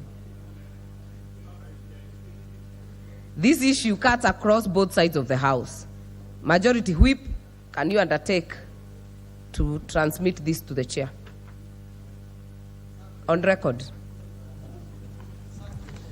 Thank you very much, Honorable Speaker. Honorable Speaker, it's quite unfortunate, and using the words of the Honorable Minority Leader, it's quite unfortunate that regardless of the meetings that we've held with the committee chairs and vice chairs, and committing them, of course, to make this House a priority, they still do not want to oblige. So I commit and undertake that I'll follow up the matter to its conclusion. Thank you, Honorable Speaker. Thank you. The Leader of the Majority, you have some statement. Honorable Speaker, I have, while holding brief for the Honorable Majority Leader, I have several statements here to make, including the carer statement that members have been asking of. But I'll start with the usual statement by the Majority Leader this very day. Honorable Speaker, pursuant to the provisions of Standing Order 44-2A, I rise to give the following statement on behalf of the House Business Committee, which met on Tuesday, the 3rd October 2023, to prioritize the business for consideration during the week. Honorable Speaker, as members will recall, this week the House received the Facilities Improvement Financing Bill, and that is the Senate Bill number 43 of 2023, and the Primary Health Care Bill, Senate Bill number 44 of 2023, from the Senate for consideration by the House, and which was subsequently read a first time. These are parts of the legislative initiatives aimed at overhauling our health sector to ensure better services to the people. I urge the Departmental Committee on Health to expedite the public participation process for onward consideration by the House. With regards to business schedule for consideration next week, as members are aware, Tuesday, 10th October 2023 will be a public holiday marking Huduma Day. The House will therefore reconvene on Wednesday, 11th October 2023 in the morning. Here, Honorable Jamatia, Honorable Speaker, asking me whether Tuesday is a public holiday, and I want to make it known to her that 10th October 2023 used to be Moi Day in the yesteryears. Now it is Huduma Day. And now, of course, now the House will not be sitting then or convening then. Honorable Speaker, the House is expected to consider individual members' business on 11th October 2023 during the morning sitting. I urge members to be present to prosecute the numerous members' motions that are scheduled in the sitting. During the afternoon sitting, Honorable Speaker, the House is expected to consider the following bills at various stages, some of which are listed in today's order paper. Number one, the Committee of the Whole House on the National Rating Bill 2022, if not concluded today. Number two, the Statute Law Miscellaneous Bill 2022. The National Construction Authority Bill 2022. The Kenya Drugs Authority Bill 2022. The Cancer Prevention and Control Amendment Bill number 2, Bill of 2022. The National Youth Council Amendment Bill 2023. The Land Amendment Bill 2022. The Public Service Commission Amendment Bill 2023. The Assisted Reproductive Technology Amendment Bill 2023. The Public Procurement and Asset Disposal Amendment Bill 2022. The Statutory Instruments Amendment Bill 2023. The Conflict of Interest Bill 2023, and finally, the Insurance Amendment Bill of 2023. Additionally, Honorable Speaker, the debate will also be undertaken on the following motions, some of which are listed in today's order paper, should they not be concluded today. The number one is a report on public petition regarding probable loss of investment in Seaton high-yield solutions platforms. Number two is consideration of the reports of the Auditor General on the financial statement for the National Government Constituency Development Fund of 12 constituencies in Kakamega County. The report on consideration of the East African Community Multilateral Agreement on Aircraft Accidents and Incident Investigations. The report of the Kenya delegation to the 4th General Assembly of the East African Parliamentary Alliance on Food Security and Nutrition that is held in Kigali, Rwanda. The report on the inspection of various one-stop border posts in the Northern Corridor in the East African Community region. The report on employment diversity audit in public institutions. Report on the loans contracted by the national government between May 2022 and April 2023. Reports of the Auditor General on 23 non-compliant state corporations. Report on the proceedings of the secondary ordinary session of the 6th Pan-African Parliament, and the report on the proceedings of the 2023 United Nations High-Level Political Forum on Sustainable Development. Honorable Speaker, in accordance with the provisions of Standing Order 42A5 and 6, I wish to convey that the following cabinet secretaries are scheduled to appear before the House on the afternoon of Wednesday, 11th October 2023, to respond to the questions as follows. Number 1, the Cabinet Secretary for Foreign and Diaspora Affairs, and I think this now will be reviewed, Honorable Speaker. It will be reviewed owing to the fact that there has been changes since yesterday, but the Cabinet Secretary for the Foreign and Diaspora Affairs is to appear and respond to the following questions. Number 1, question number 241 of 2023 by the member for Chuka Igambangombe constituency, Honorable Patrick Monene, MP, regarding the assistance provided by Kenyan missions abroad to distressed Kenyan citizens in foreign countries. Number 2 is question number 301, 2023, by the Saboti Member of Parliament, Honorable Caleb Amisi, MP, regarding the disbursement of salaries to personnel seconded to Kenyan embassies abroad. Question number 3 is question number 302 of 2023, by the member for Keio South constituency, the Honorable Gideon Kimaiyo, MP, regarding the visa fees charged by United States Embassy. And question number 303 by the nominated member, Honorable Sabina Shege, MP, regarding the compensation for victims of the 1998 U.S. Embassy bombing. Question number 373 by the member for Aldai constituency, the Honorable Marianne Kitani, MP, regarding the immigration and emigration within the country. Question number 374 of 2023 by the member for Nandi County, the Honorable Cynthia Muge, MP, regarding the English proficiency tests required for the Kenyan student pursuing academic opportunities abroad. And question number 375 of 2023 by the member for Muranga County, the Honorable Betty Njeri Maina, regarding the alleged unlawful confinement and mistreatment by Miss Mary Wanjiro Wainaina in Toronto, Canada. Honorable Speaker, the Cabinet Secretary for Investments, Trade and Industry is to appear and respond to the following questions. And I think as a matter of knowledge, it's important for members to take judicial notice that the Secretary for Investment and Trade and Industry has since been redeployed, and of course now the new one will be answering questions in regard to question number 110 of 2023 by the member for Sirisia constituency, Honorable Waluke, regarding the impact of excise duty on manufacturers in the beverage industry. Question number 140 of 2023 by the member for Konoin constituency, Brighton Yegon, regarding the importation of fully finished foreign produced edible oils into the country. Question number 141 of 2023 by the member for Madare constituency, Honorable Anthony Oluoch, regarding the reinstatement of Mr. Ezekiel Owuor Otieno as the substantive CEO of the EPZ. Question number 142 by the member for Kabete constituency, Gedhua Wamashukuru, regarding the sale of Gachiko liquor, which is popularly sold in Kiambu County. Question number 232 of 2023 by the member for Manyata constituency, the Honorable Getonga Mukunji, regarding the interest rates charged by financial institutions for hire purchase payment to acquire motor vehicles and motorcycles.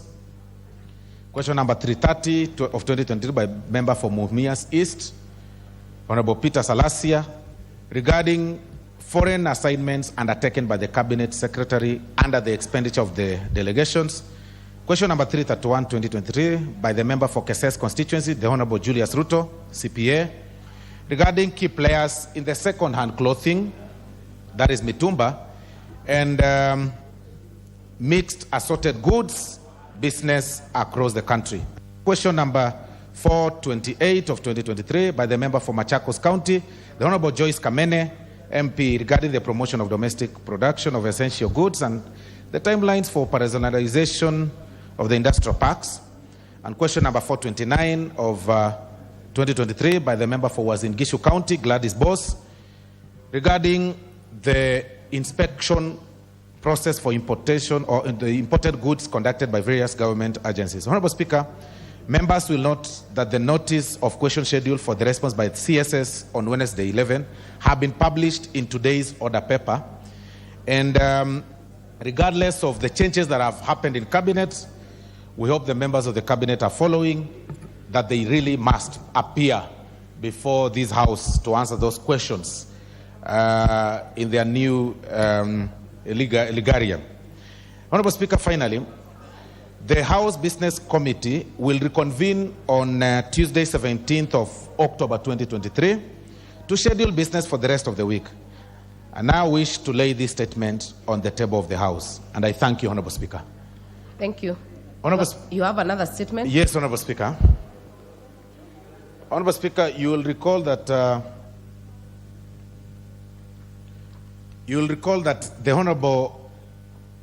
there have been concerns in regard to the recommendations of the Presidential Working Party on education reform.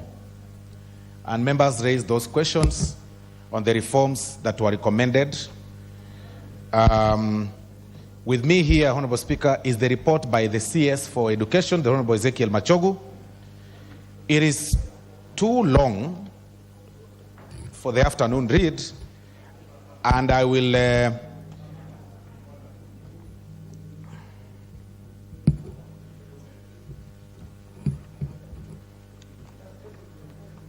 I think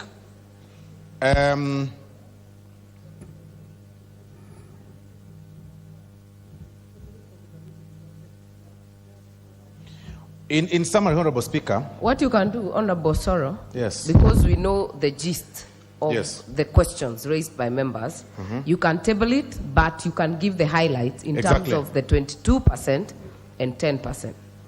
No, that is... Oh, that's Kera. This is education. One. I'll go to the final one of Kera. Okay. But on this one, Honorable Speaker, I'll not really wish give to a read summary, because it's give long, a summary, then table it. But I'll say that the Cabinet Secretary and the Ministry has taken note on the concerns raised by the members, and the proposals as provided by this report is that there are proposals for possible legislations and amendments that will be brought to this House, of course, to specific education, to the specific committees for considerations, by the whole House. And the implementation of the proposed reforms will not take effect up until when the legislation process through this House will be complete. So I beg to table the report. Finally, Honorable Speaker, and I can see there is a... What's out of order, Honorable Mboka? There were some strangers, Madam Speaker. They were here, they just left. When they saw me raising the point of order, I don't know who. Order, Honorable Member. This place accommodates our clerks, especially when we are headed to Committee of the Whole. They're supposed to be in uniform. Yeah. They're supposed to be? In uniform. Honorable Mboka, I would assure you we have no strangers in the House. Honorable Soro, please continue. Thank you, Honorable Speaker. You can indulge Honorable Mboka. Those the officers that are supposed to be in uniform are the sergeant at arms. They are donning their green attire.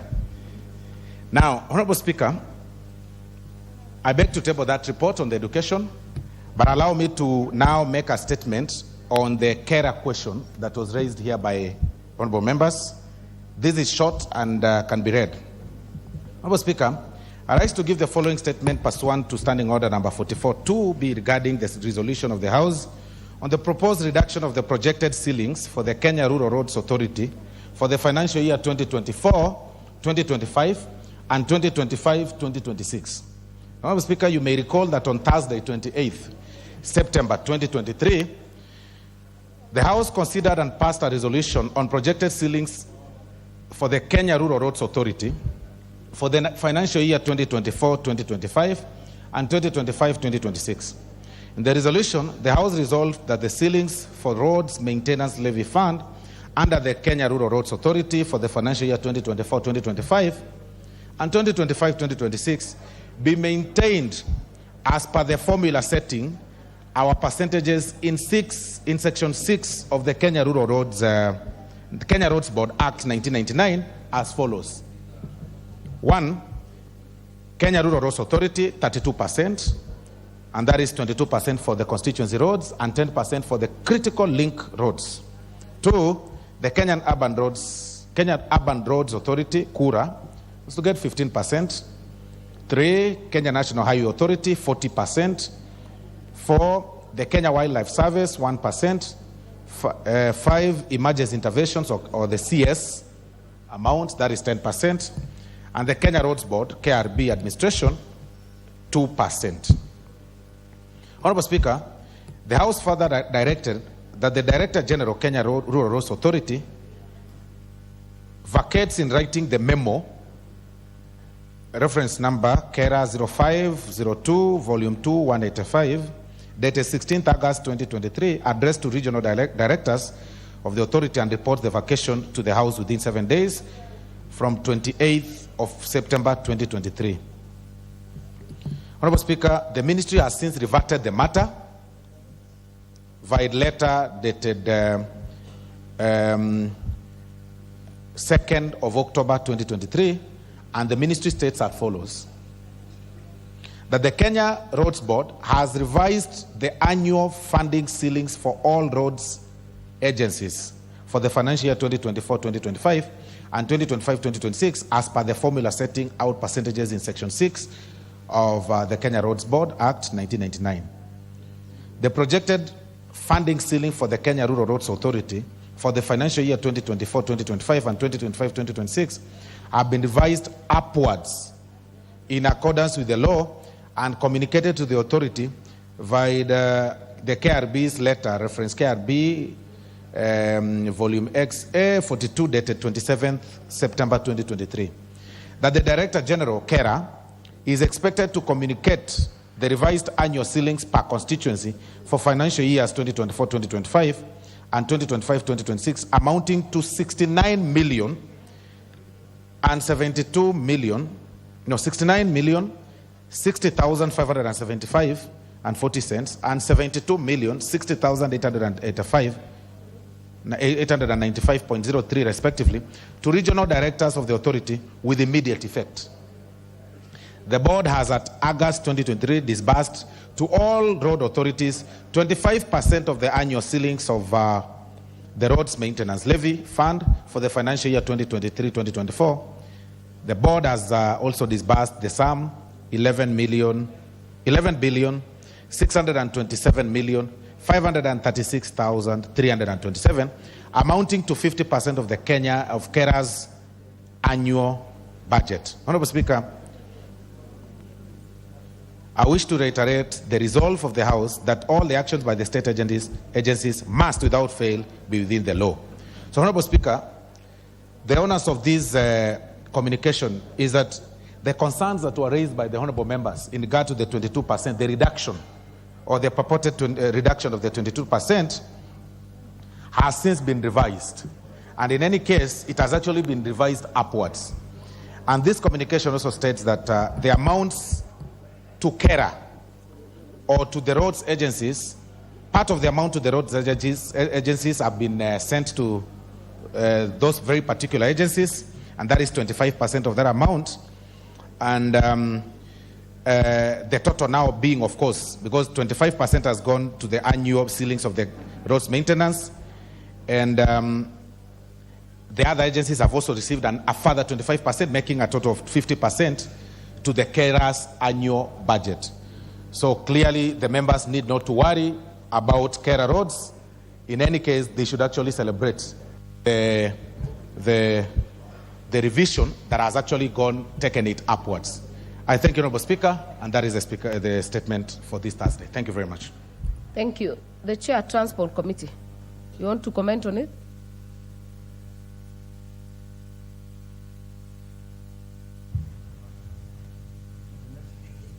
I'm waiting for this. I'm waiting. Okay. Thank you, Honourable Speaker, for giving me this opportunity to support the statement by the Leader of Majority. Honourable Speaker, I would like to thank the honourable members of this House for supporting the committee's report on reduction of carer ceilings, and assure members that the committee that I head will ensure that resources meant for our roads are safeguarded. Honourable Speaker, I know there are some members who are asking, what about 23-24 financial year? The proposal to reduce the ceiling had not affected the 23-24. So the 23-24 ceiling still remains. Honourable Speaker, in the letter, the statement the leader has read, the PS for infrastructure roads has indicated that 50% has already been sent to carer. And Honourable Speaker, with that, I think it's about 11 billion, which will be transmitted to our regions in the coming days. Honourable Speaker, I know the Honourable Leader has indicated that in the 24-25 financial year, 25-26, the ceilings will go up, or the allocation will go up to about 69.060 million per constituency, and the following year will go up to 72 million per constituency.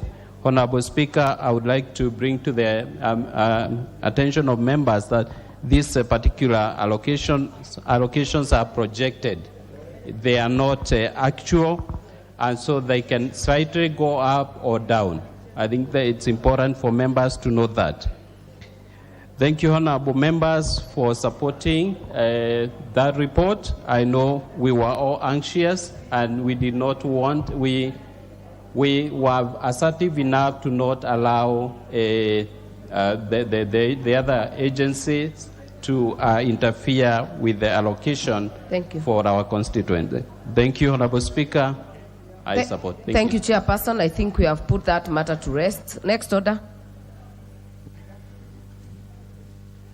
Order number 8, motion. Nominees to the 3 national government constituencies development fund committees. The Chairperson Select Committee on the NGCDF.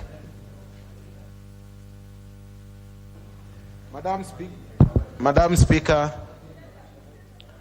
I beg to move that this House adopts the report of the National Government Constituency Development Fund in 3 constituencies committees laid on the table of the House on Wednesday, 4th of October 2023, and pursuant to the provisions of Section 43(1) and 43(2) of the National Government Constituency Development Fund Act 2015, approves the list of nominees for appointment to the following 3 constituency committees of the National Government Constituency Development Fund.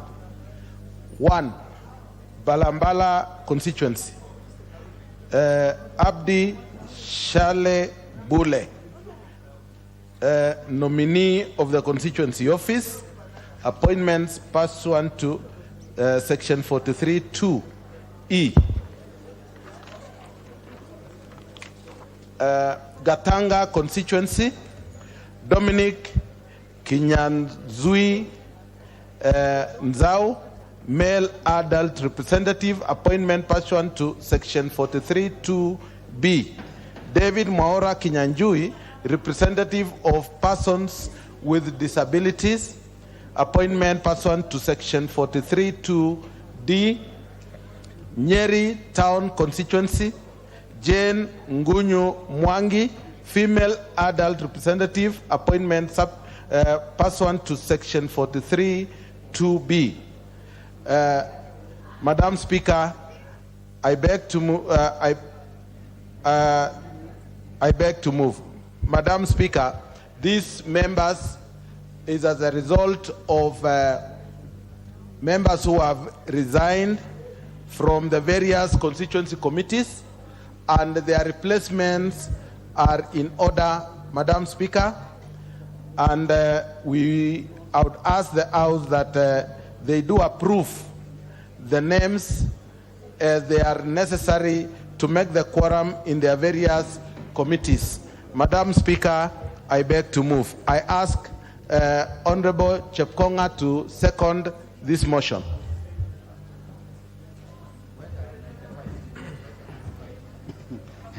Madam Speaker, I stand to second, but some members here are telling me to put standing order 95. Surely, when seconding. You know, this tells you that we have a problem in this house. You know, members have refused to learn the standing orders. You know, standing order 83 is very clear. These are our own standing orders which we passed, Madam Speaker. And it behoves every member, whenever they stand, to quote the standing order in which they are rising on. In fact, I'm very surprised with the leader of minority, who is a third termer. And he shouts and says, point of order, Madam Speaker, in a very menacing manner, thinking that that is a point of order. That is not a point of order. A point of order is that you must quote the standing order you are standing on. So, Madam Speaker, you know, there is no point for us as members of parliament to approve the standing orders and then we are in breach. I suggest when we amend the standing orders in future, we must provide for a penalty for misbehavior. The problem is that these standing orders don't provide for a penalty, so it becomes a deterrence to people from misbehaving. We have standing order 107 all the way for any disorderly conduct. So, do you second? Okay.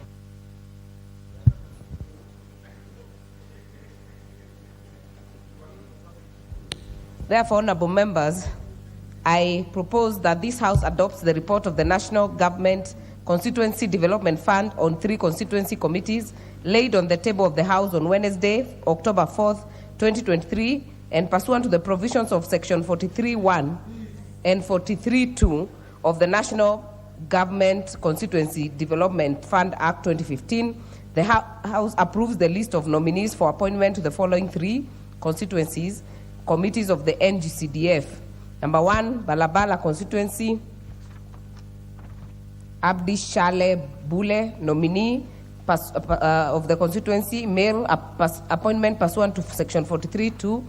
Number 2, Katanga constituency, Dominic Kinyanzui Nzau, male adult rep, appointed pursuant to section 43(2)(b), and David Mwaura Kinyanjui, representatives of persons with disabilities, appointment pursuant to 43(2)(d). Nyeri constituency, Jane Ngunyu Mwangi, female adult representative, appointment pursuant to section 43(2)(b). I put the question. I therefore put the question.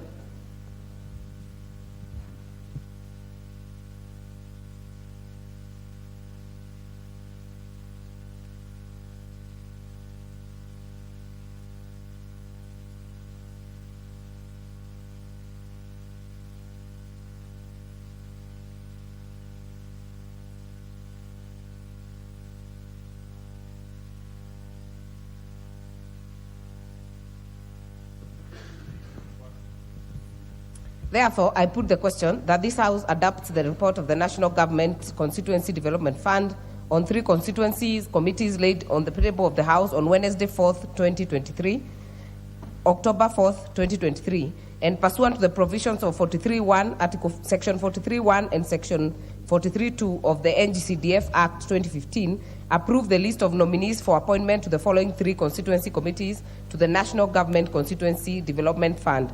Number 1, Balabala Constituency, Abdishale Bule, nominee, office male, appointment pursuant to Section 43.2. Number 2, Gatanga Constituency, Dominic Kinyanzui Nzau, male adult representative, appointment pursuant to Section 43.2B. And number 2, David Mwaura Kinyanjui, representatives of the persons with disabilities, appointment pursuant to Section 43.2D.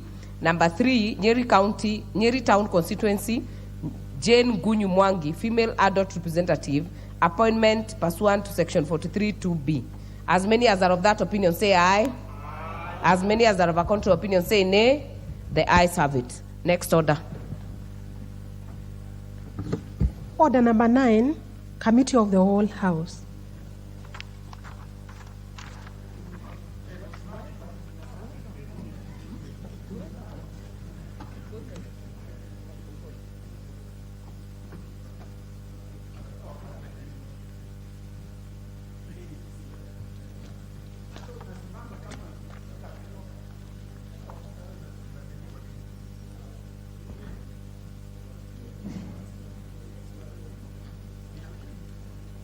Thank you, honorable members.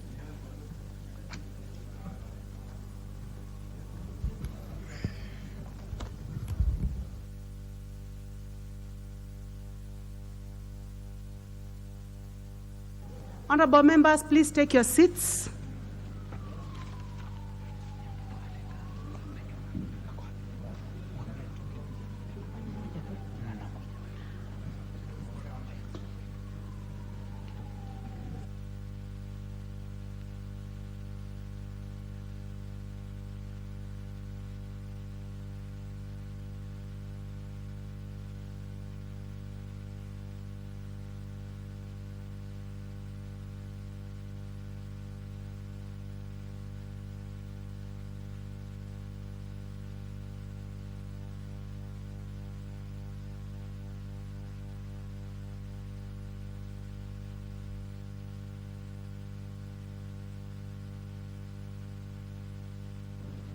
Thank you very much, honorable members.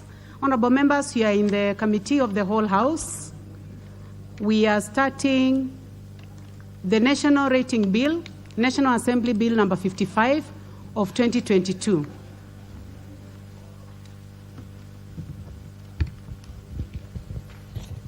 Clause 3.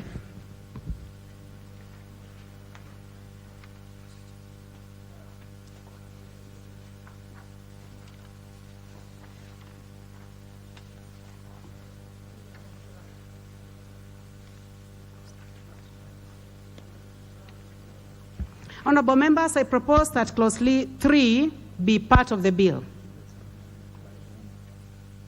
There is an amendment by the Honorable Wilberforce Oundo. Honorable Wilberforce, you may proceed with your amendment.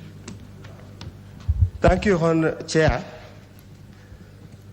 Just for record purpose, allow me, Chair, to drop my amendment under A. I wish, after consulting the legal team, I drove the amendment under A,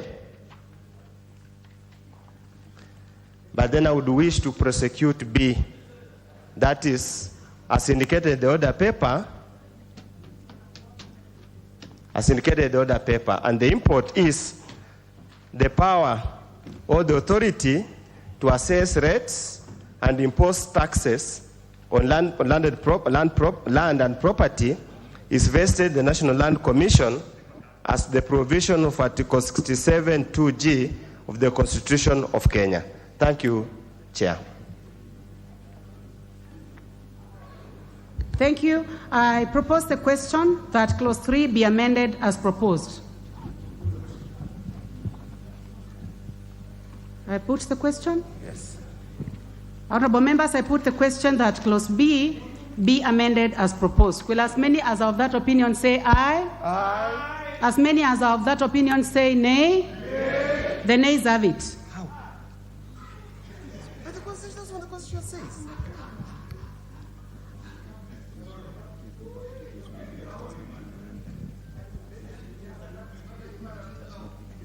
That's what the Constitution says. So, honorable members, I propose that clause.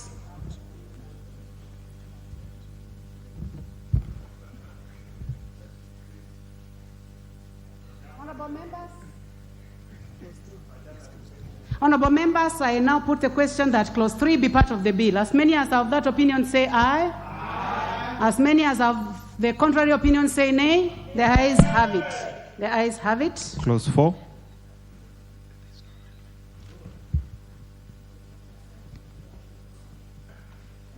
Honorable members, I propose that clause 4 be part of the bill.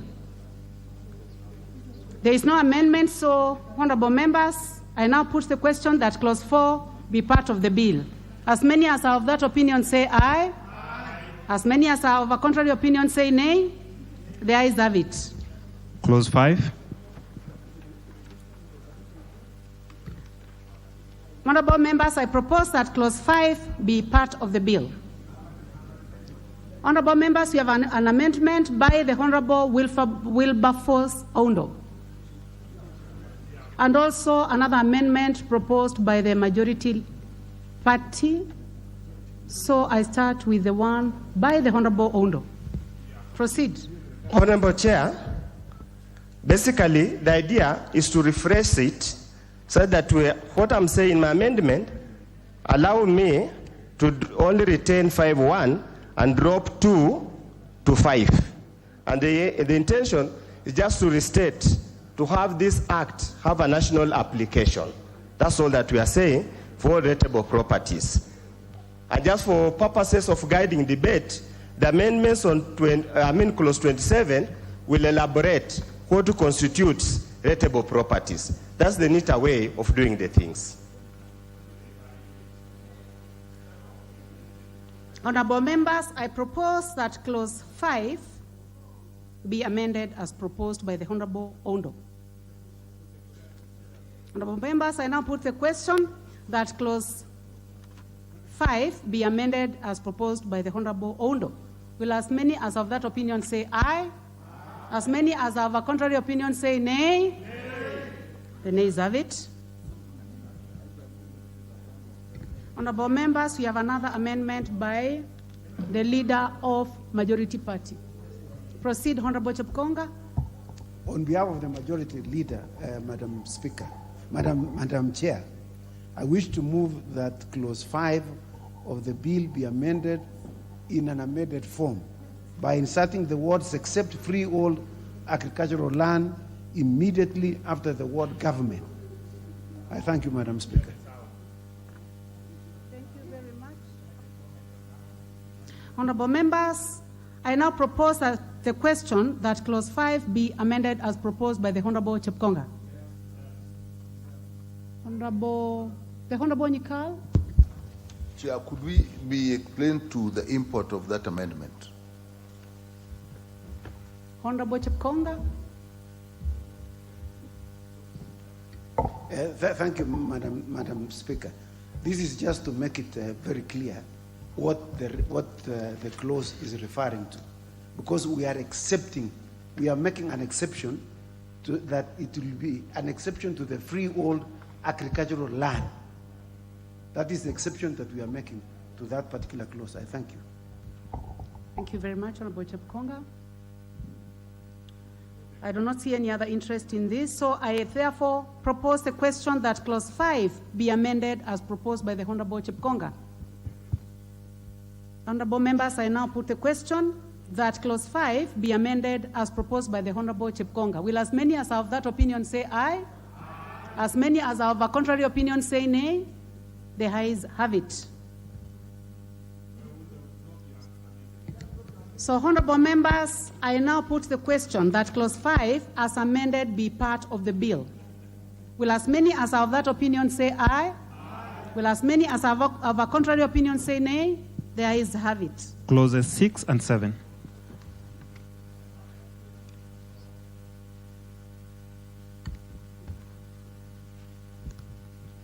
Honorable members, I propose the question that clause 5 and 6. Honorable members, I take that again. Honorable members, I propose that clause 6 and 7 be part of the bill. Honorable members, I now put the question that clause 6 and 7 be part of the bill. As many as are of that opinion say aye. Aye. As many as are of a contrary opinion say nay. The ayes have it. Clause 8. Honorable members, I propose the question that clause 8 be part of the bill. We have an amendment by the majority party, leader of the majority party, and also by the Honorable Wilberforce Oundo. I start with the one by the majority party. Honorable Chepkonga. Thank you, Madam Chair. Madam Chair, I wish to move that clause 8 of the bill be amended in subclause 1 by deleting the words whether freehold or appearing in paragraph A immediately after the word alls. This is as a consequence of the amendment in clause 5, which we have approved, Madam Speaker. I thank you. Thank you very much, honorable members. I put the question that clause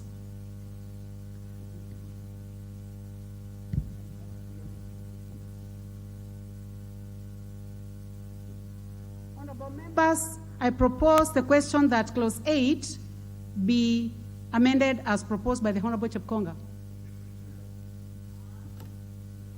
Interest by the Honorable Nyikao? Yes, I do. Chair, it's good that we really understand these things. What has been explained by the mover is not quite the same as what we are seeing on the order paper, because the order paper is indicating deleting the words and there is an intention in confer ownership appearing in the whole after the word 21, and that's not the explanation that the mover gave.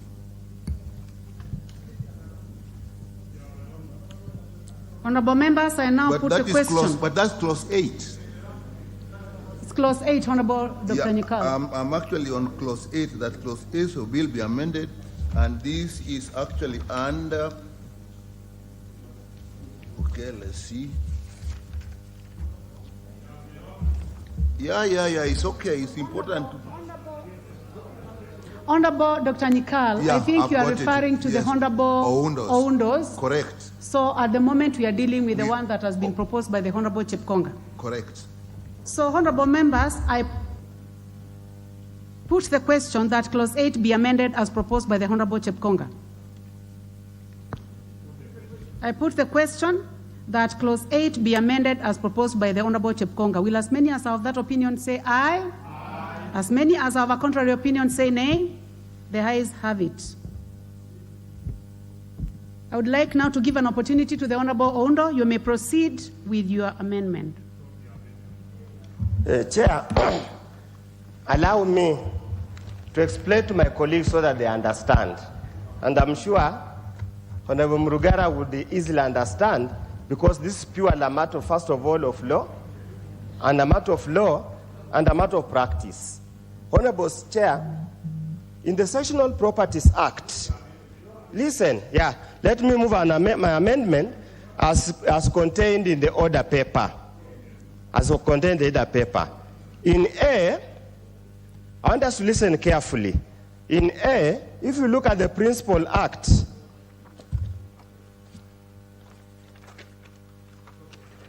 if you look in the Principal Act, under A, it reads, in relation to a property, in land to a person who holds whether freehold or leasehold, where the expired residue of the term is not less than 21 years, and there is an intention to confer ownership. Honorable Chair, what I'm saying, we delete the reference to 21, there is an intention to confer ownership, so that even those leaseholds, long-term leaseholds, issued by county governments, issued by the municipal authorities, those who own those properties are rateable owners. So that the local authorities, the county governments, do not lose rateable revenue by virtue that there was no intention to confer ownership. Because generally, if you issue a lease of 21 years, you are basically like an uninterrupted occupation. That's what I'm requesting, that we look at it and consider removing the word is an intention to confer ownership, which is just superfluous, does not really add anything. In the second part, number 2, when you look at F, and let me again, allow me, Chair, to basically just also enlighten my colleagues.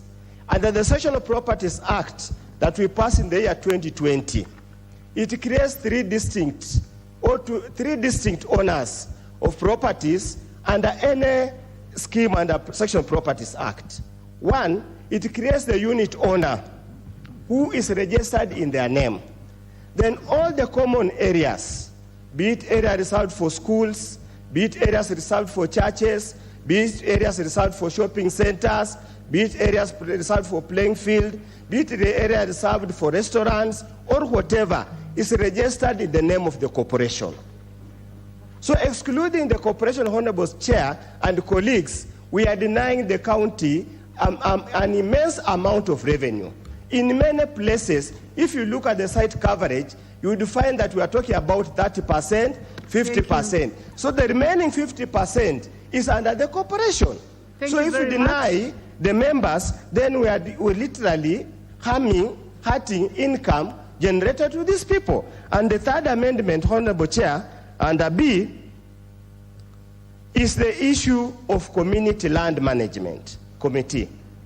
If you also look at the Community Land Act, and that's why, Honorable Chair, Speaker, Chair, and my colleagues, let's legislate.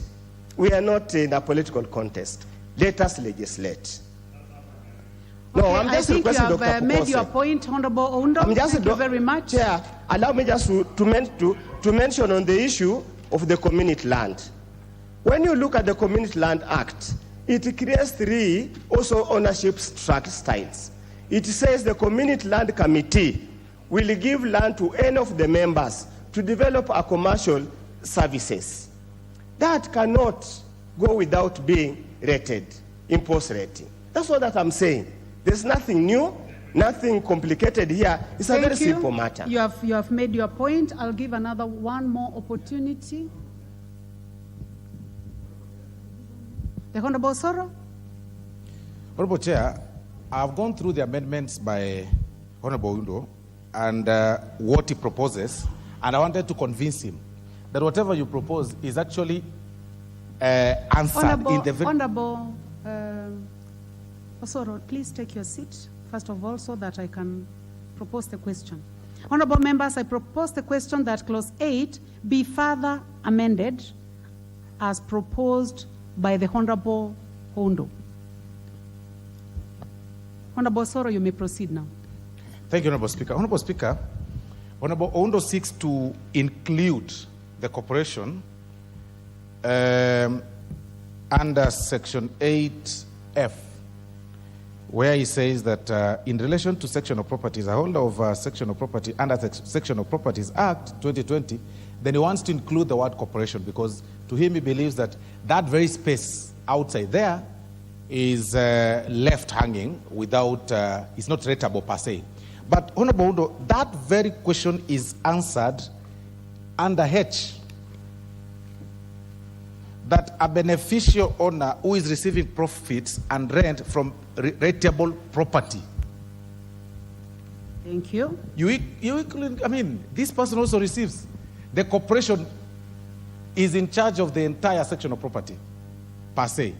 So they are beneficial within that very periphery, within the area of the section of properties, and they receive such.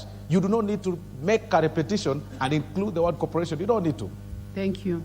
You have explained.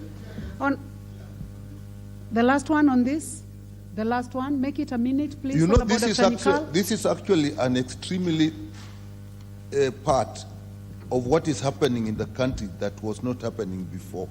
Before, if you owned, it was flats and it was owned by flats. Now you can actually have flats bought, and in some flats, then there are spaces that are left, and the corporation is actually the ownership of these flats. Now, if it has to be really clear, and that's why I think even if Honorable Undo's amendment sounds repetitive, it makes sense that that part that is not owned by the various individuals so also should be liable to some taxation. And I think in a new situation where we are now, and this is where we are doing affordable houses, the majority of them are going to be flats. Thank you, Honorable Dr. So I think we do not lose anything if we incorporate Honorable Undo's amendments. I support, Chair. Okay, honorable members, I now put the question that clause 8 of the bill be amended as proposed by the Honorable Ondo.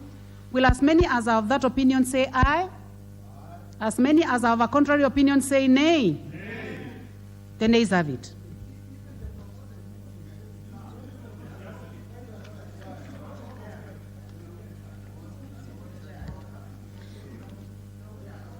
Honorable members, I now put the question that clause 8 as amended be part of the bill. Will as many as have that opinion say aye? Aye. Will as many as have a contrary opinion say nay? The ayes have it. Clauses 9, 10, and 11. Honorable members, I propose that clauses 9, 10, and 11 be part of the bill.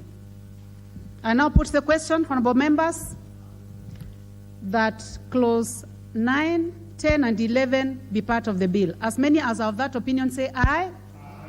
As many as are of a contrary opinion say nay. The ayes have it. Clause 12. Clause 12. Honorable members, I propose that clause 12 be part of the bill. And we have some amendments on this one. We have one from the chairperson of the Committee of Lands, the Honorable Nyamoko. Please proceed.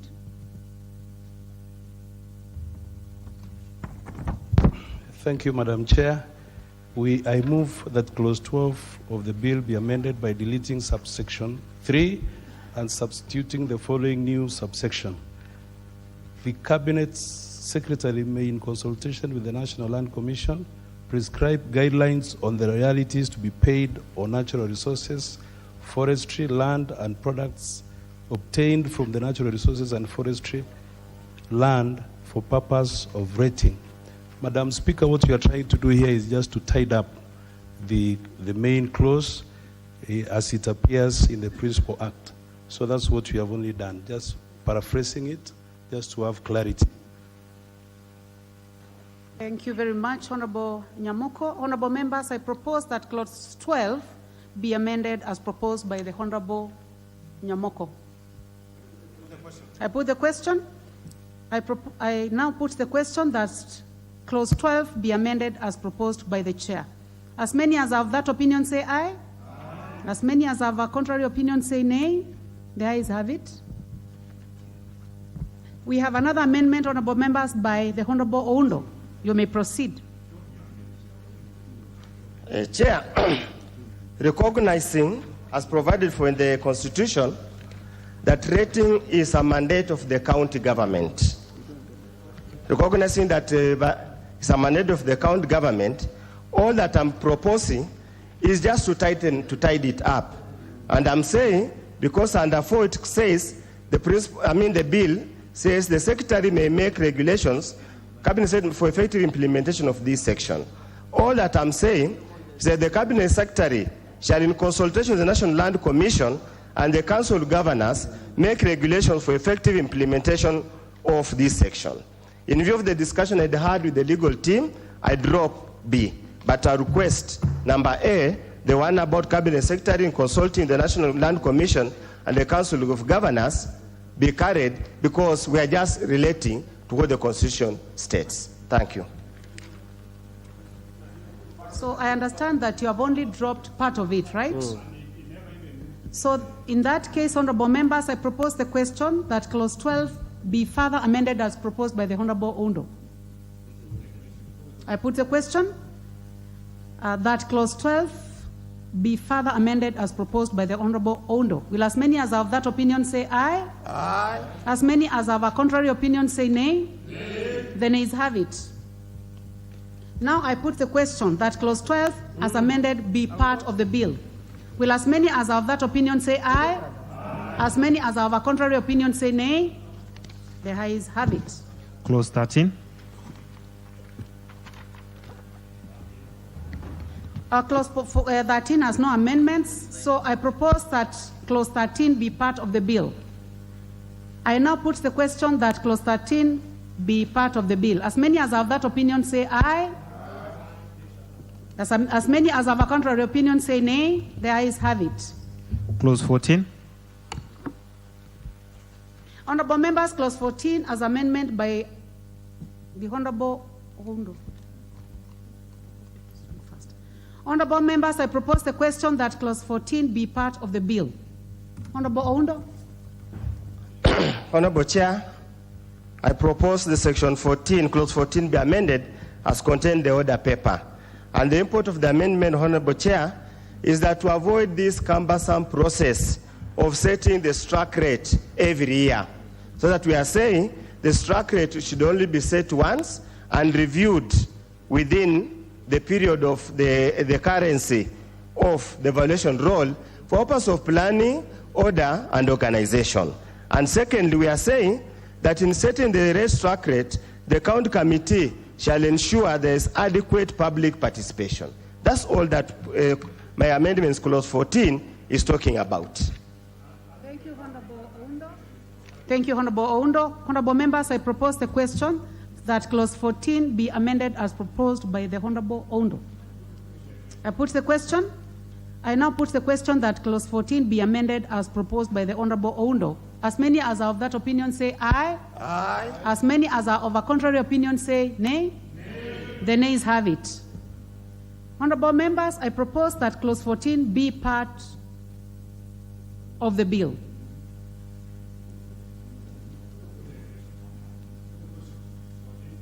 I now put the question that Clause 14 be part of the bill. As many as are of that opinion say aye. As many as are of a contrary opinion say nay. The ayes have it.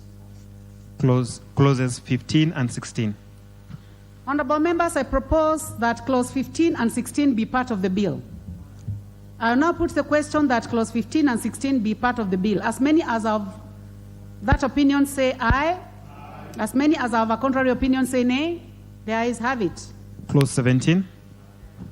Honorable members, I propose that Clause 17 be part of the bill. There is an amendment by the Departmental Committee on Lands. Honorable Nyamoko, please proceed. Thank you, Madam Chair. Madam Chair, I move that Clause 17 be amended as contained in the order paper. And the reason is that we only drafted to provide clarity and just fine-tuning the clause.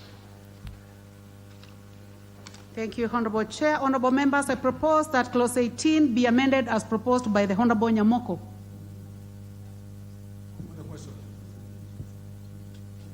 Honorable members, I propose that Clause 17 be amended as proposed by the Honorable Nyamoko. I now put the question that Clause 17 be amended as proposed by Honorable Nyamoko. As many as of that opinion say aye. As many as are of a contrary opinion say nay. The ayes have it. I now propose that I now put the question that Clause 17 as amended be part of the bill. Will as many as are of that opinion say aye? As many as are of a contrary opinion say nay? The ayes have it. Clause 18. Honorable members, I propose that Clause 18 be part of the bill. And we have an amendment by the Chairman, Departmental Committee on Lands. Chairperson of Lands Committee, proceed. I move that Clause 18 be amended as contained in the order paper.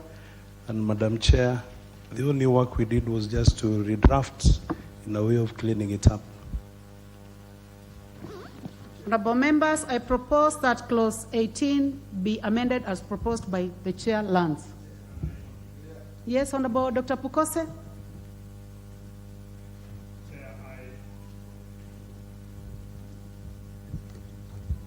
Use the next.